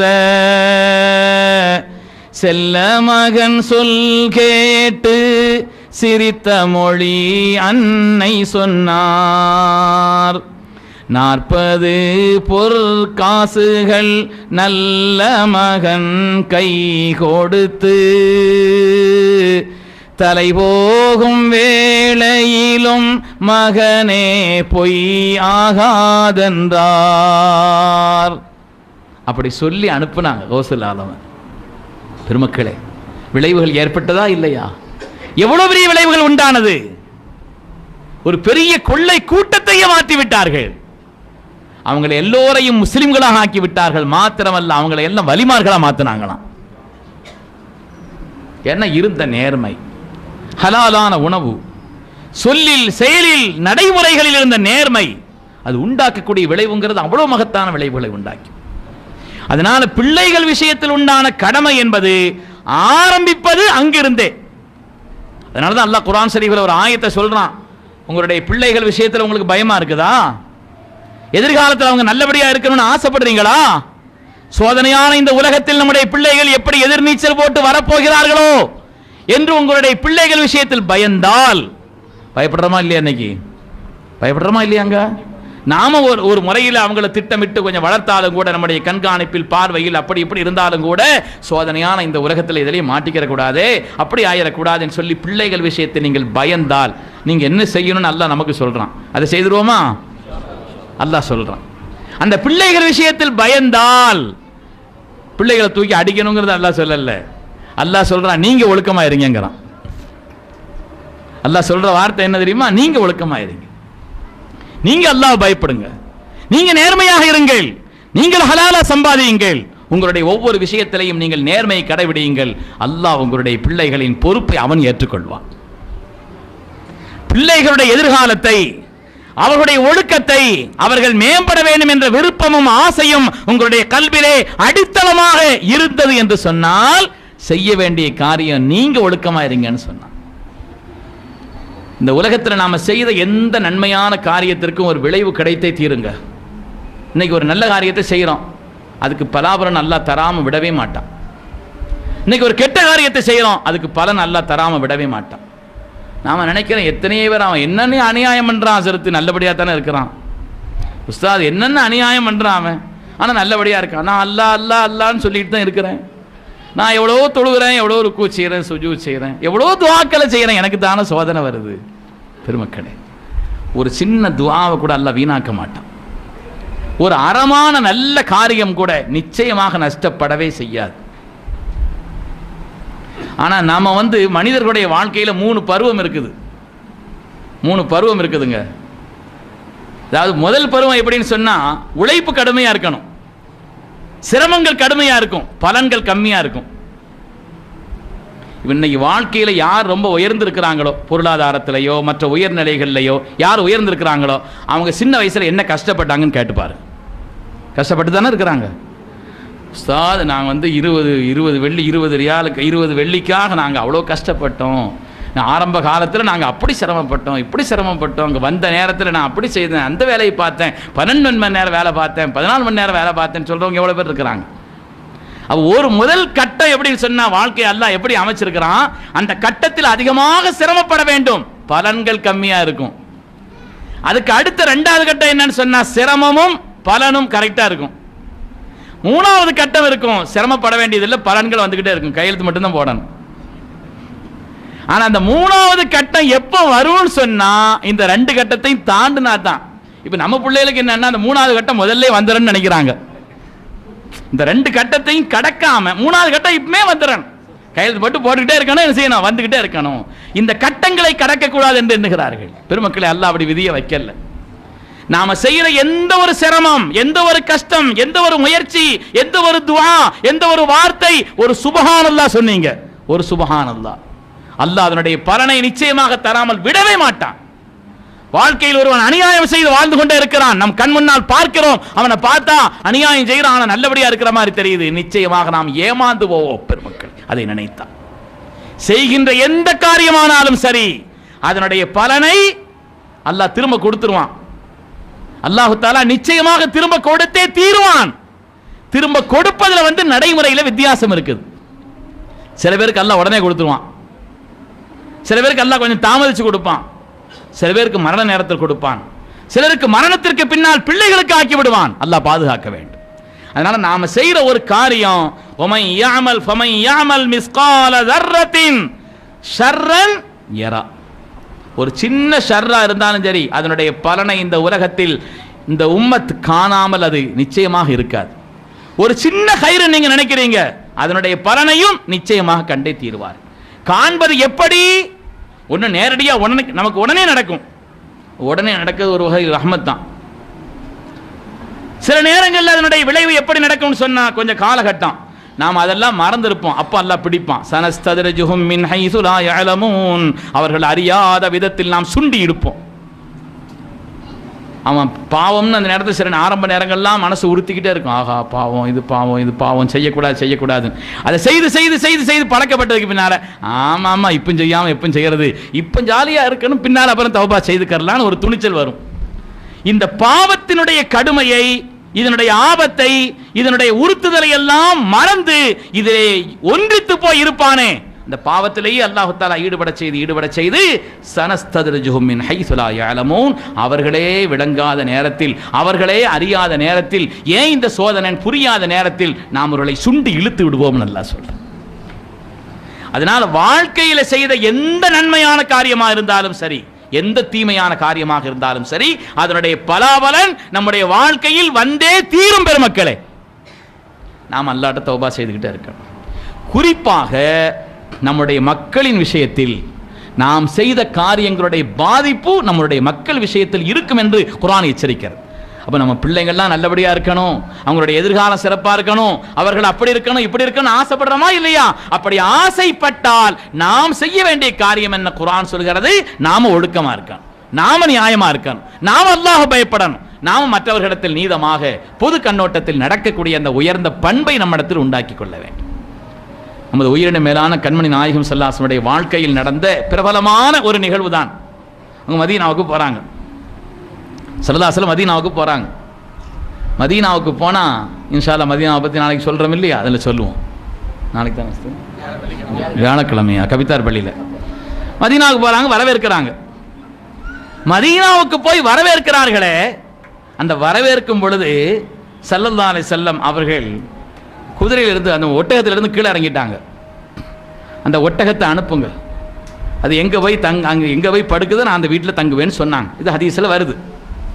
காரணம் சொல்கிறார்கள் பெருமக்கள், ஏன் அந்த ஒட்டகம் அந்த வீட்டில் போய் படுத்தது? சய்யிதுனா அபூ அய்யூப் அல் அன்சாரி ரலியல்லாஹு அன்ஹு வீட்டில் போய் ஒட்டகம் படுத்துச்சு. என்ன காரணம்னு செய்தான்? என்ன காரணம்னு சொன்னா, அந்த அபூ அய்யூப் அல் அன்சாரியினுடைய மூதாதையர்கள், அவருடைய பெற்றோர்கள் செய்த தவம் அது பெருமக்கள். அதனுடைய விளைவை பிள்ளை அனுபவித்தார்கள்.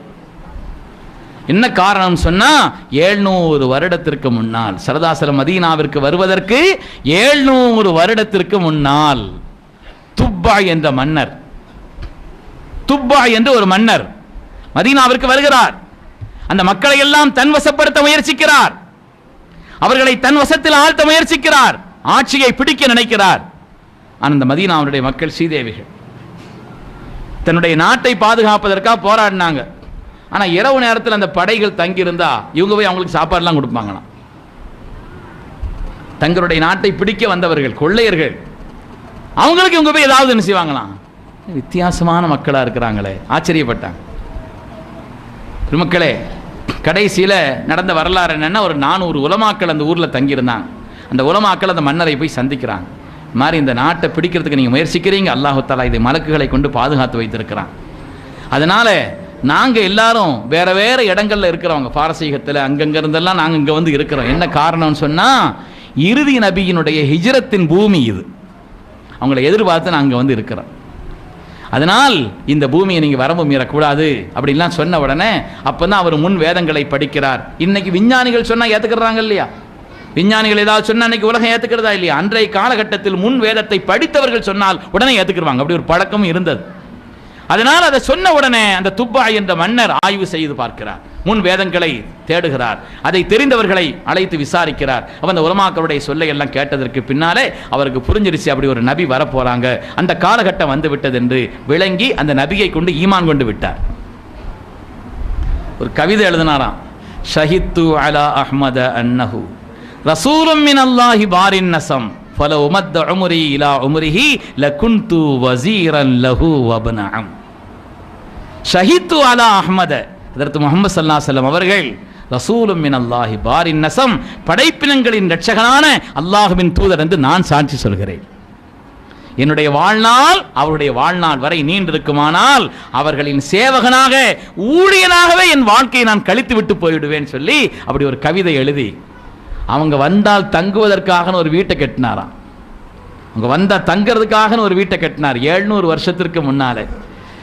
அந்த வீட்டை கட்டி தன் உறவினர்களை அதிலே தங்க வைத்து இந்த கடிதத்தையும் அவர்களிடத்தில் கொடுத்து இதை வைங்கன்னு சொன்னாங்களாம். பெருமக்களே, அபு அய்யூப் அன்சாரியுடைய வீட்டில் போய் ஒட்டகம் தங்குச்சின்னு வரலாற்றில் படிக்கிறவன் அந்த அபு அய்யூப் அன்சாரி வேறு யாரும் அல்ல, அந்த துப்பா மன்னருடைய வரலாற்றிலே அவங்களுடைய வாரிசாக வரக்கூடியவர். அதனால அவங்களுடைய வாரிசுகளுக்காக அல்லாஹு தஆலா கொடுத்த ஒரு மகத்துவம் அது. பெற்றோர்கள் ஒழுக்கமானவர்களாக இருந்தால் குறைஞ்சது 7 தலைமுறை நல்லா இருக்குமாங்க. பெற்றோர்கள் ஒழுக்கமானவங்களா இருந்தா சில நேரங்கள் அவங்க கூட ஏதாவது கஷ்டப்படுற மாதிரி தெரியும். இன்னைக்கு நாம எத்தனையோ பிள்ளைங்க ரொம்ப நல்லா இருக்கிறாங்க, ஆனால் நம்ம பெற்றோர்கள் ரொம்ப கஷ்டத்தில் போயிட்டாங்களே, அவங்க இப்போ இருந்திருந்தா நாம் எவ்வளோ கொஞ்சி பாராட்டி அவங்கள நல்லபடியாக நம்ம வச்சிருக்கலாம் அப்படின்னு நினைக்கக்கூடிய எத்தனை சீதேவியான பிள்ளைகள் இருக்கிறார்கள்.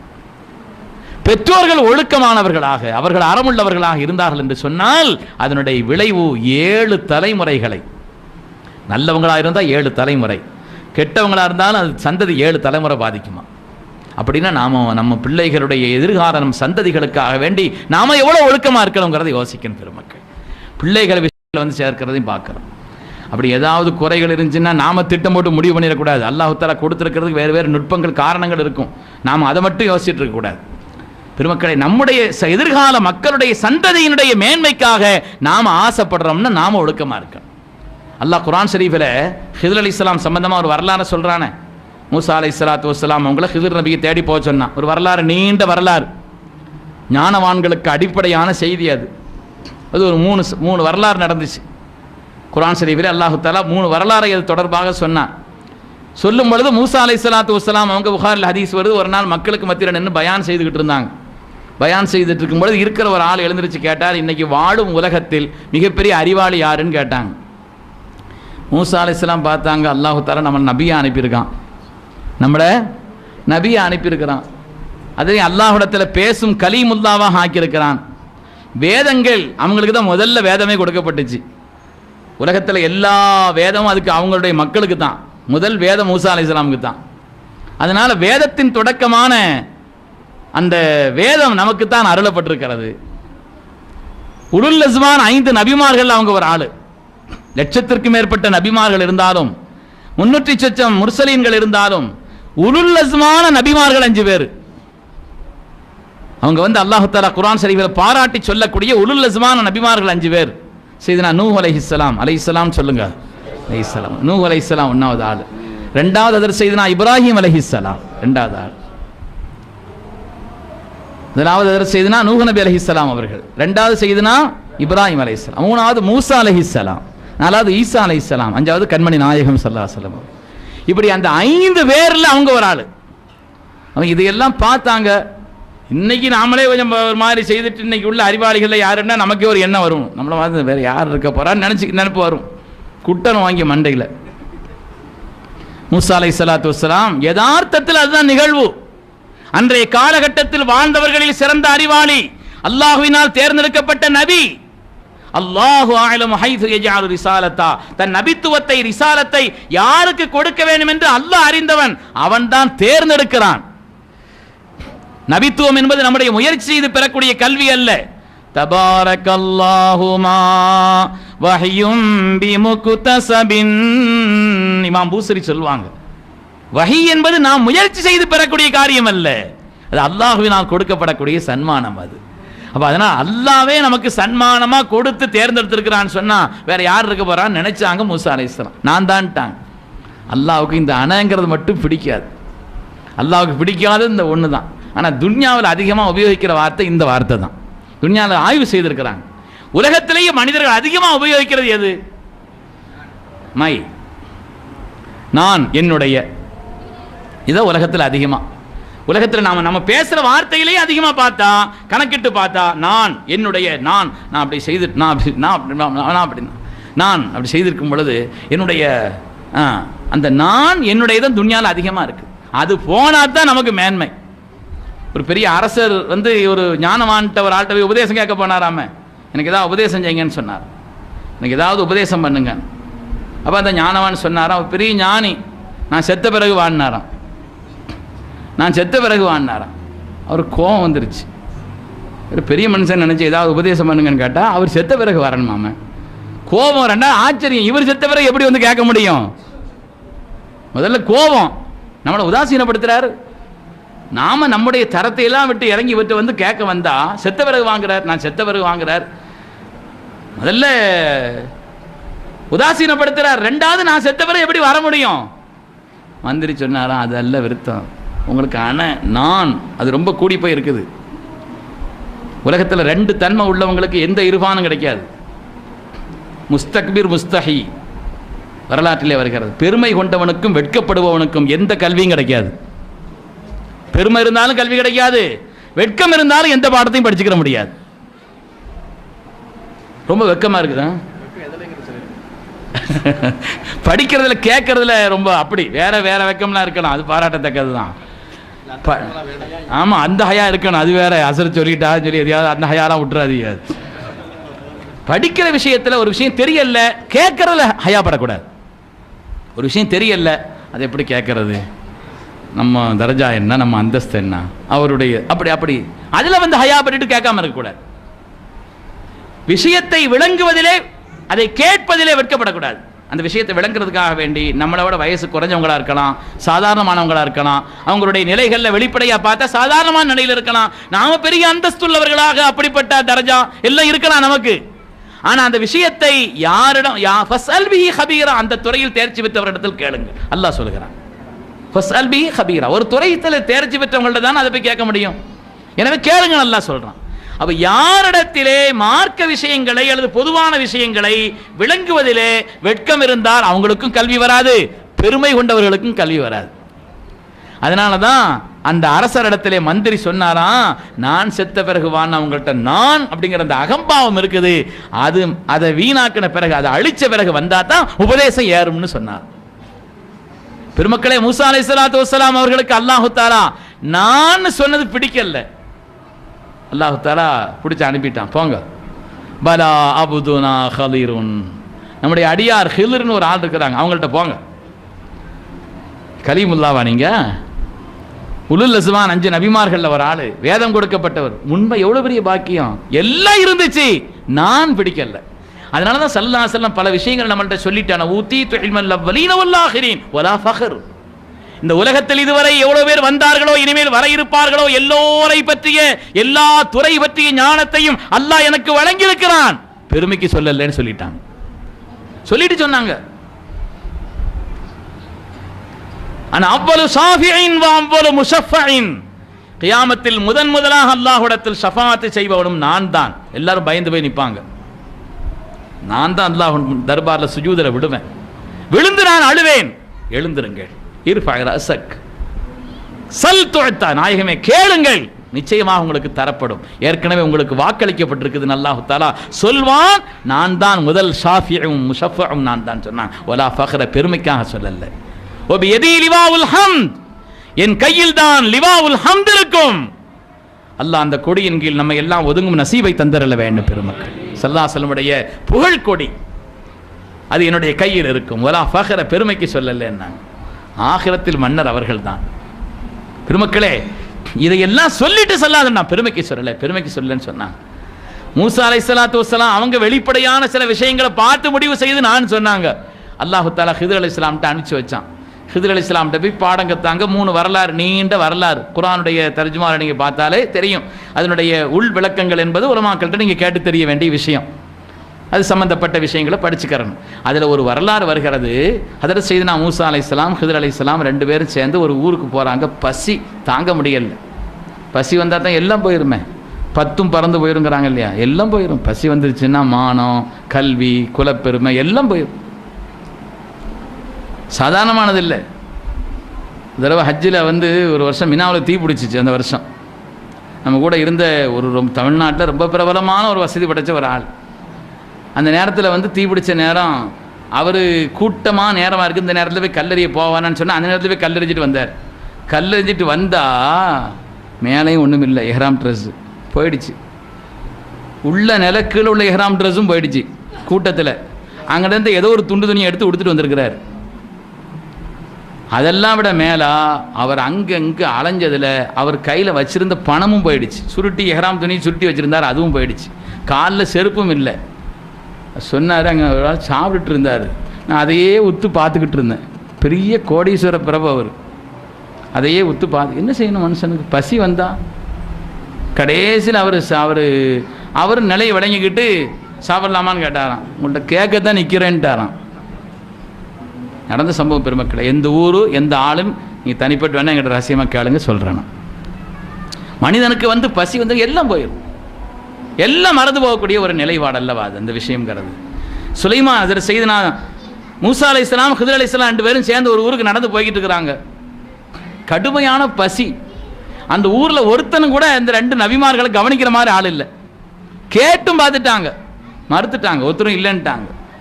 அந்த நேரத்தில் ஹிதர் அலைஹிஸ்ஸலாம் கூப்பிட்டு மூசா அலைஹிஸ்ஸலாம் அவங்க வாங்க, நம்ம 2 பேரும் சேர்ந்து இந்த சோத்தை கட்டுவோன்னு ஆகலாம். மூசா அலைஹிஸ்ஸலாமுக்கு பட்ட கோபத்துக்கு அளவு இல்லை. சோறு கட்டுற நேரமாக இது?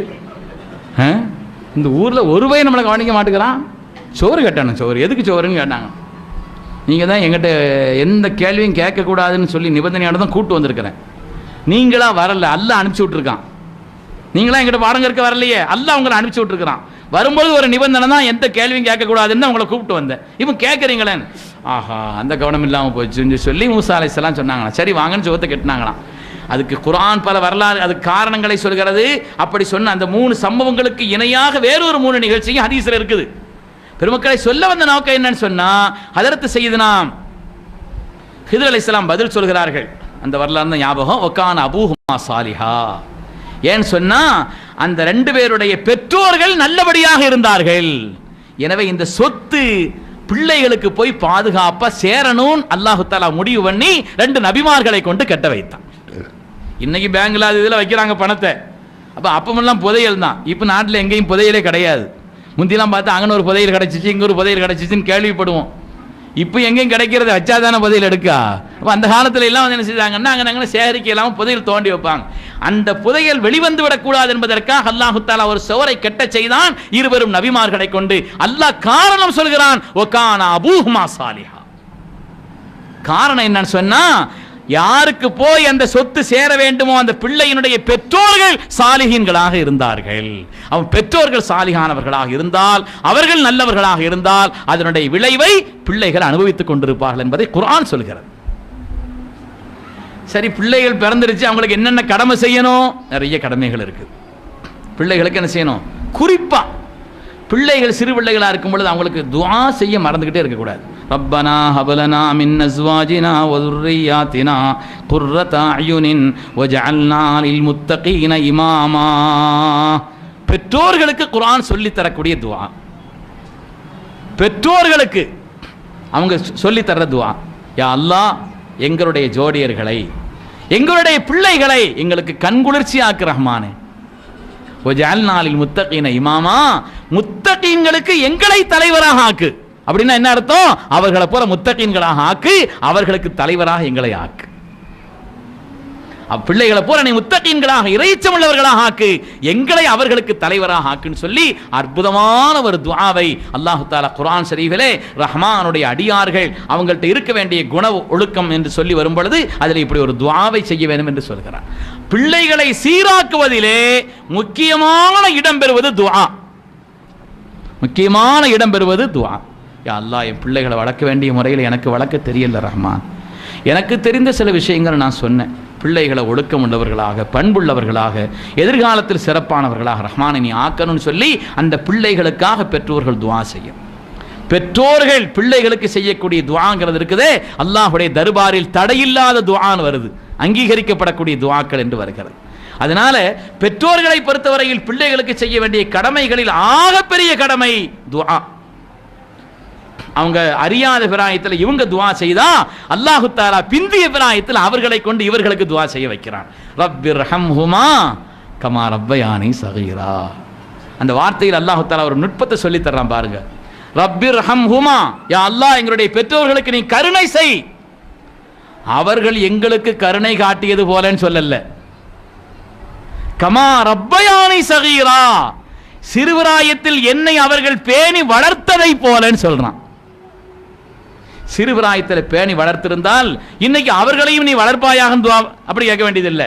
இன்னைக்கு என்னுடைய பெற்றோர்களுக்கு தேவை ரஹ்மத், எனக்கு சிறுபிராயத்தில் தேவையானது தர்பியத், எப்படி வளர்க்க வேண்டும் என்ற அந்த பயிற்சி, அதை அவர்கள் ஒழுங்காக செய்த காரணத்தினாலே இன்று அவர்களுக்கு தேவை ரஹ்மத். அந்த தர்பியத் இருந்தால் தான் இந்த ரஹமத்தும் வருமா. பிள்ளைகளுக்கு நாம தர்பியத்தை கொடுத்திருந்தாதான் இந்த ரஹமத்துங்கிறது நமக்கு சொந்தமாகும். அதனால பின்னால் பிள்ளைகள் துஆ செய்வார்கள். அந்த துஆ கபூல் ஆகும்னு சொன்னா அது நிறைவான துஆவாக அமைய வேண்டும் என்று சொன்னால் நாம் சிறுபிராயத்தில் அந்த பிள்ளைகளை பேணி வளர்த்திருக்க வேண்டும் என்று சொல்கிறார். வளர்க்கிறதுல என்னென்ன காரியம் செய்யணும் ஏராளமாக இருக்குது. 7வது நாள் பிள்ளைகளுக்கு என்ன செய்யணும்? அக்கீகா கொடுக்கணும், பேர் வைக்கணும், தலைமுடி இறக்கி அந்த தலைமுடியை குறைஞ்சபட்சம் வெள்ளியாவது அதுக்கு சதக்காவாக கொடுக்கணும். இங்கே அது பெரிய திருவிழா நடத்துகிறோம். அதுக்கு அதன் பேரால் பிள்ளைகளுக்கு பேர் வைக்கிறதுங்கிற பேரில் ஒரு பெரிய விழாவை நடத்துகிறோம். அதை காரணமாக வச்சு ஏதாவது விருந்து சதக்காவுடைய நியத்தில் கொடுக்கறது தப்பில்லை. ஆனால் சிறுபிராயத்தில் அவங்களுக்கு நல்ல பேராக தேர்ந்தெடுத்து வைக்கணும். இது அடிக்கடி எல்லா உலமாக்களும் சொல்கிற விஷயம், பல இடங்களில் நம்ம கேள்விப்படுற விஷயம். பிள்ளைகள் விஷயத்தில் பேர் வைக்கிறதுல ரொம்ப கவனமாக இருக்கு. ஏன்னா பேருங்கிறது பிள்ளைகளை பாதிக்கும். நிரந்தரமாக அவருடைய வாழ்க்கையிலே மாற்றத்தை உண்டாக்குவதற்கு இது அடிப்படையானது. இது அடிப்படையானது. பிள்ளைகளுடைய பெயருங்கிறது வாழ்க்கையில் உங்களுடைய வாழ்க்கையில் நல்ல மாற்றத்தை உங்களுடைய தலைவிதியை நிர்ணயிக்கும்னு சொல்கிறாங்க பேர். அதனால தான் ஸல்லல்லாஹு அலைஹி வஸல்லம் சில பேரை மாற்றினாங்க. நாங்கள் அன்றைக்கி உஸ்தாது நாங்கள்லாம் சேர்ந்து நாங்கள் ஒரு ஆளுக்கு பேர் வச்சோம். என்ன உஸ்தாது வயசு எத்தனை இருக்கும் அவருக்கு? 47 வயசுங்க. 47 வயசு. நாங்கள் எல்லோரும் சேர்ந்து அன்றைக்கி ஒரு ஆளுக்கு பேர் வச்சோம். பேரை மாற்றி வச்சோம். பேர் இருந்துச்சு. அந்த பேரை என்ன செய்தான்? தேனை தொட்டு வாயில் கீழே வச்சா கடிச்சிடக்கூடாத கையன்னு சொல்லிட்டு உஸ்தாது சொன்னா தேனை ஊற்றி விடுங்கண்ணா. 47 வயசில் பேரை மாற்றணும். பேர் சரியா இல்லைன்னா மாற்றணும். ஏன்னா அந்த பேருங்கிறது வாழ்க்கையில் என்ன செய்யும்? விளைவுகளை உண்டாக்கும். இன்றைக்கி நாம் சரி பண்ணி பார்க்க நம்ம பேர்கள்லாம் சரியாக இருக்குதா ஒரு தடவை டெஸ்ட் பண்ணணும். அது விஷயத்தில் மறுபரிசீலனை செய்யணும் தவறாக இருந்தால். பெருமக்களே பேருங்கிறது என்ன? ஒரு ஒரு ஒரு ஆள் ஸல்லல்லாஹு அலைஹி வஸல்லம் வர்றாங்க, சின்ன வயசு பையன் ஒரு ஆள். ஸல்லல்லாஹு அலைஹி வஸல்லம் பேர் என்னன்னு கேட்டாங்க. ஹசன் சொன்னார். ஹசன் பாரம், துக்கம், கவலைன்னு அர்த்தம். ஸல்லல்லாஹு நாங்கள பல்லன்ත சாகுலுன் ஹசன் வைக்க வேணாம். ஹசன் இசட் வச்சு சொல்லணும். ஹசன் நல்ல பேர், எஸ் வச்சு சொன்னா நல்ல பேர். இசட் வச்சு சொல்றாங்க இல்லையா ஹசன், அது பாரம், துக்கம், கவலைன்னு அர்த்தம். ஸல்லல்லாஹு நாங்கள பல்லன்త சாகுலுன், நீங்க பாரம் அல்ல, துக்கம் அல்ல, கடுமையானவர் அல்ல, பல் சஹலுன், சஹலுன் பேர் வைங்க, இலகுவானவர், மிருதுவானவர், அப்படி பேரை மாத்துங்கன்னாங்களாம். மா நபி முகையிரின் சம்மானிஹி அபி, என் தகப்பனார் வச்ச பேரை மாற்ற விரும்பலன்ட்டார். அவங்களுடைய தலைமுறையிலே வந்த சய்யிதுனா இப்னுல் முஸய்யிப் ரலியல்லாஹு சொல்கிறார்கள், ஃபமா ஜாலத்தில் ஹஸூனத்து பஅத், அதற்கு பின்னால் எங்களுடைய குடும்பத்தில் எங்களுடைய வாழ்க்கையில் அந்த துக்கம், பாரம், கவலை நீங்கவே இல்லைன்னு சொன்னாங்களாம். ஹதீஸ்ல வருது. அதனால பேருக்கும் வாழ்க்கைக்கும் கூட ரொம்ப தொடர்பு இருக்குது. பெற்றோர்கள் அது விஷயத்தில் ஏதாவது ஒரு பேர் அங்கே கேள்விப்படுறது இங்கே கேள்விப்படுறது மட்டும் வச்சுட்டு போயிடக்கூடாது. அதில் பிரச்சனை இல்லாதது என்னன்னு சொன்னால் சாலிஹீன்கள் பேரை வச்சுட்டு போயிடுறது. சாலிஹீன்கள் பேர், நல்லோர்கள் பேர். ஸல்லல்லாஹு திருநாமம் முஹம்மதுன்னு பேர் வைங்க. இன்னைக்கு ஒரு ஆளுக்கு பேர் வைக்கிறதா இருந்தால் 10 பேரை வைக்கிறது, சேர்த்து கூப்பிடுறது ஒரு பேர் இதுதானே வைக்கிறான். அவர் பேர் என்னன்னு கேட்டால் அப்படியே ஒரு 10 பேர் சேர்த்து இருக்கும், அல்லது குறைஞ்சது 3 பேராவது இருக்கும். கூப்பிடுறது ஒரு பேர், அதையும் கூப்பிடுறத பாதியாக்கி கூப்பிடுறது, அதுலேயும் பாதி தான் வருது கூப்பிடுறதும் கூட, அதுலேயும் மருவி போயிடுது பார்க்கணும். அதனால பிள்ளைகளுக்கு பேர் வைக்கிறதுங்கிறது சாலிஹான நல்லோர்களுடைய பெயரை பெருமக்களை தேர்ந்தெடுத்து நாம் வைக்கிறதுங்கிறது இருக்குது. அந்த எதிர்காலத்தில் அந்த பிள்ளைகளை சீராக்குவதற்கு நாம் செய்ய வேண்டிய கடமைகளில் ஒன்று என்று பெருமக்கள் சொல்கிறார். அதே மாதிரி முக்கியமாக பிள்ளைகள் விஷயத்தில் நீதமாக நடக்கும். அதுவும் மார்க்கம் போதிக்கக்கூடிய முக்கியமான ஒரு கடமை. பிள்ளைகளுடைய விஷயத்தில் சில பிள்ளைகள் மேலே நம்மளையும் அறியாமல் ஒரு அன்பு இருக்கத்தான் செய்யும். என்னத்தான் நம்ம நீதமாக நடந்தாலும் சில பிள்ளைகள் மேலே என்ன செய்யும்? அதில் கடைக்குட்டி பிள்ளையாக இருந்தால் இன்னும் கொஞ்சம் அதை பிள்ளைகள் விளங்குற மாதிரி ஆக்கிடக்கூடாது. கல்புல இருக்கலாம், பிள்ளைங்க விளங்குற மாதிரி ஆக்கிடக்கூடாது. சல்லாஜனம் எதிலு பைன அவுலாதிக்கும் வலோபில் குபுலத்தின்னு சொன்னாங்க. பிள்ளைகளுக்கு மத்தியில் நீதமாக நடங்கள், அது முத்தம் கொடுப்பதாக இருந்தாலும்னு சொன்னாங்களாம். முத்தம் கொடுக்குறீங்களா, அந்த பிள்ளைக்கு ஒரு முத்தம் கொடுத்துக்காங்க. என் செல்ல மகனேன் அவனுக்கு ஒரு முத்தம் கொடுத்துக்காங்க. என் செல்ல மகளேன் அவளுக்கு ஒரு முத்தம் கொடுத்துக்காங்க. நீ இதை முத்தம் கொடுத்துட்டு இது பின்னால சம்பாதிக்கிறது, இதை விட்டுறக்கூடாது, இது செலவுன்னு, அது அபாயம். பெருமக்களே, அப்படி பிள்ளைகளுக்கு மத்தியில் நீதி காட்டுவதிலே, நீதியை வெளிப்படுத்துவதிலே அது வேறுபாடு காட்டுவது இருக்கிறதே, பிள்ளைகளுடைய விஷயத்தில் நாம் குறைவு செய்கிறோம், கண்டிக்கத்தக்கது. குர்ஆன் எச்சரிக்கிறது, ஹதீஸ் எச்சரிக்கிறது. ஒரு தாபியை ஓதி காட்டின ஒரு ஆயத்தை சொன்னா ஃபஹுக்குமல் ஜாஹிலியத்தி யபூன், பிள்ளைகள் விஷயத்திலே நீதத்திற்கு மாற்றமாக நடந்த நேரத்தில் அவர்கள் சொன்னார்கள் ஃபஹுக்குமல் ஜாஹிலியத்தி யபூன், அறியாமை காலத்தினுடைய அந்த பழக்க வழக்கங்களை மீண்டும் கொண்டு வருகிறீர்களா? இஸ்லாம் அறியாமை காலத்தில் பெண்கள் சொன்னாலே கொடூரமானவர்கள், அவர்கள் பிறந்தாலே குழி தோண்டி புதைத்தார்கள். அப்படிப்பட்ட ஒரு நிலைப்பாட்டை மாற்றி அவங்களுடைய கண்ணியத்தை பேணியது இஸ்லாம். ஆனா இன்னைக்கு குழந்தைகளுக்கு மத்தியில் பாகுபாடு காட்டி அந்த அறியாமை காலத்தினுடைய பழக்கத்தையா கொண்டு வருகிறீர்கள் என்று அல்லாஹ் குர்ஆனிலே கேட்பதன் வழியாக பிள்ளைகளுக்கு மத்தியில் நாம நீதமா நடக்கணும்னு அல்லாஹ் நமக்கு சொல்லி காமிக்கிறான்.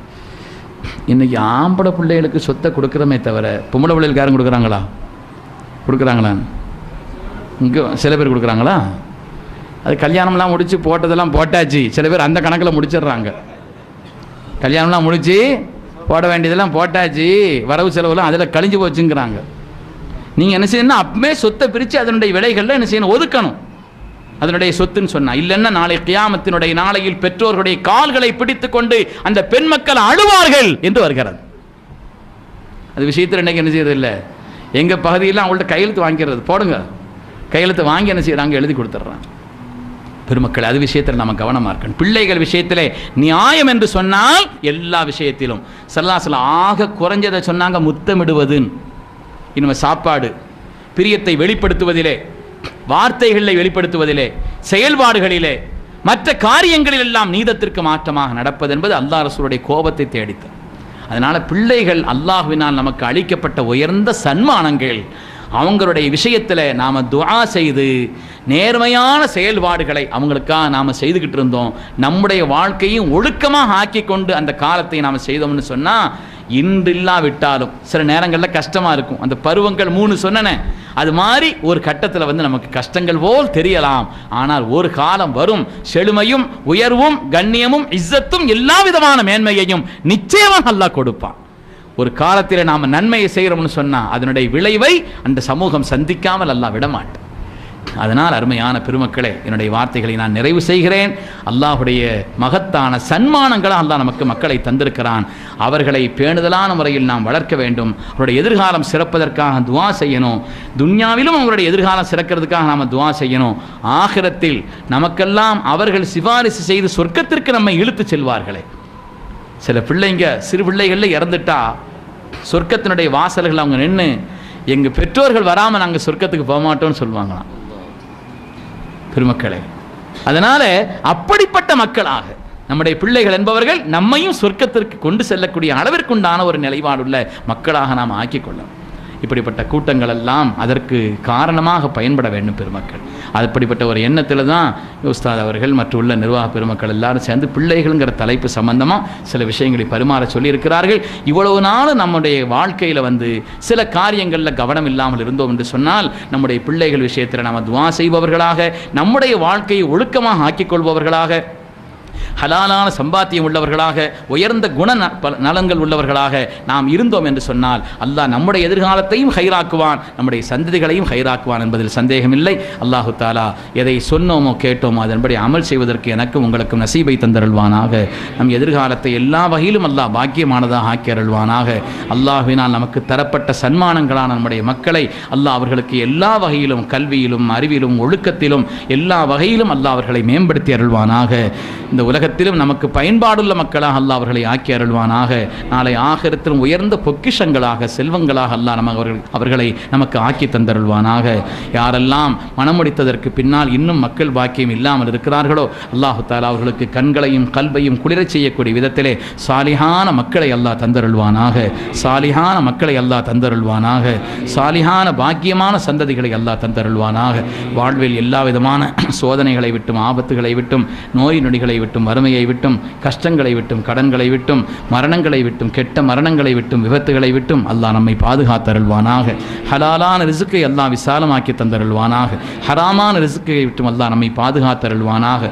உயர்ந்த குணங்களை அல்லாஹ் தந்தருள்வானாக. நம்முடைய கல்வை அல்லாஹ் பரிசுத்தப்படுத்தி அருள்வானாக. பாவங்கள் அனைத்திலிருந்தும் அல்லாஹ் நம்முடைய கல்வை பரிசுத்தப்படுத்துவானாக. இறையச்சத்தை கொண்டு நம்முடைய கல்வை அல்லாஹ் நிரப்பமாக்குவானாக. ரப்பினுடைய முஹப்பத்தை கொண்டு அல்லாஹ் நம்முடைய கல்வை நிரப்பமாக்குவானாக. கண்மணி நாயகம் ஸல்லல்லாஹு அலைஹி வஸல்லம் அன்பை கொண்டு அல்லாஹ் நம்முடைய கல்வை நிரப்பமாக்குவானாக. நல்ல அமல்களை செய்வதிலே, குர்ஆன் ஓதுவதிலே, திக்ரை செய்வதிலே, இபாதத்துகளை செய்வதிலே அல்லாஹ் நமக்கு இன்பத்தை தந்தருள்வானாக. எல்லா விதமான பாவமான சொற்கள், செயல்கள் அனைத்தின் மீதும் அல்லாஹ் நமக்கு வெறுப்பை தந்து அதை விட்டு விலகி வாழும் பாக்கியத்தை தந்தருள்வானாக.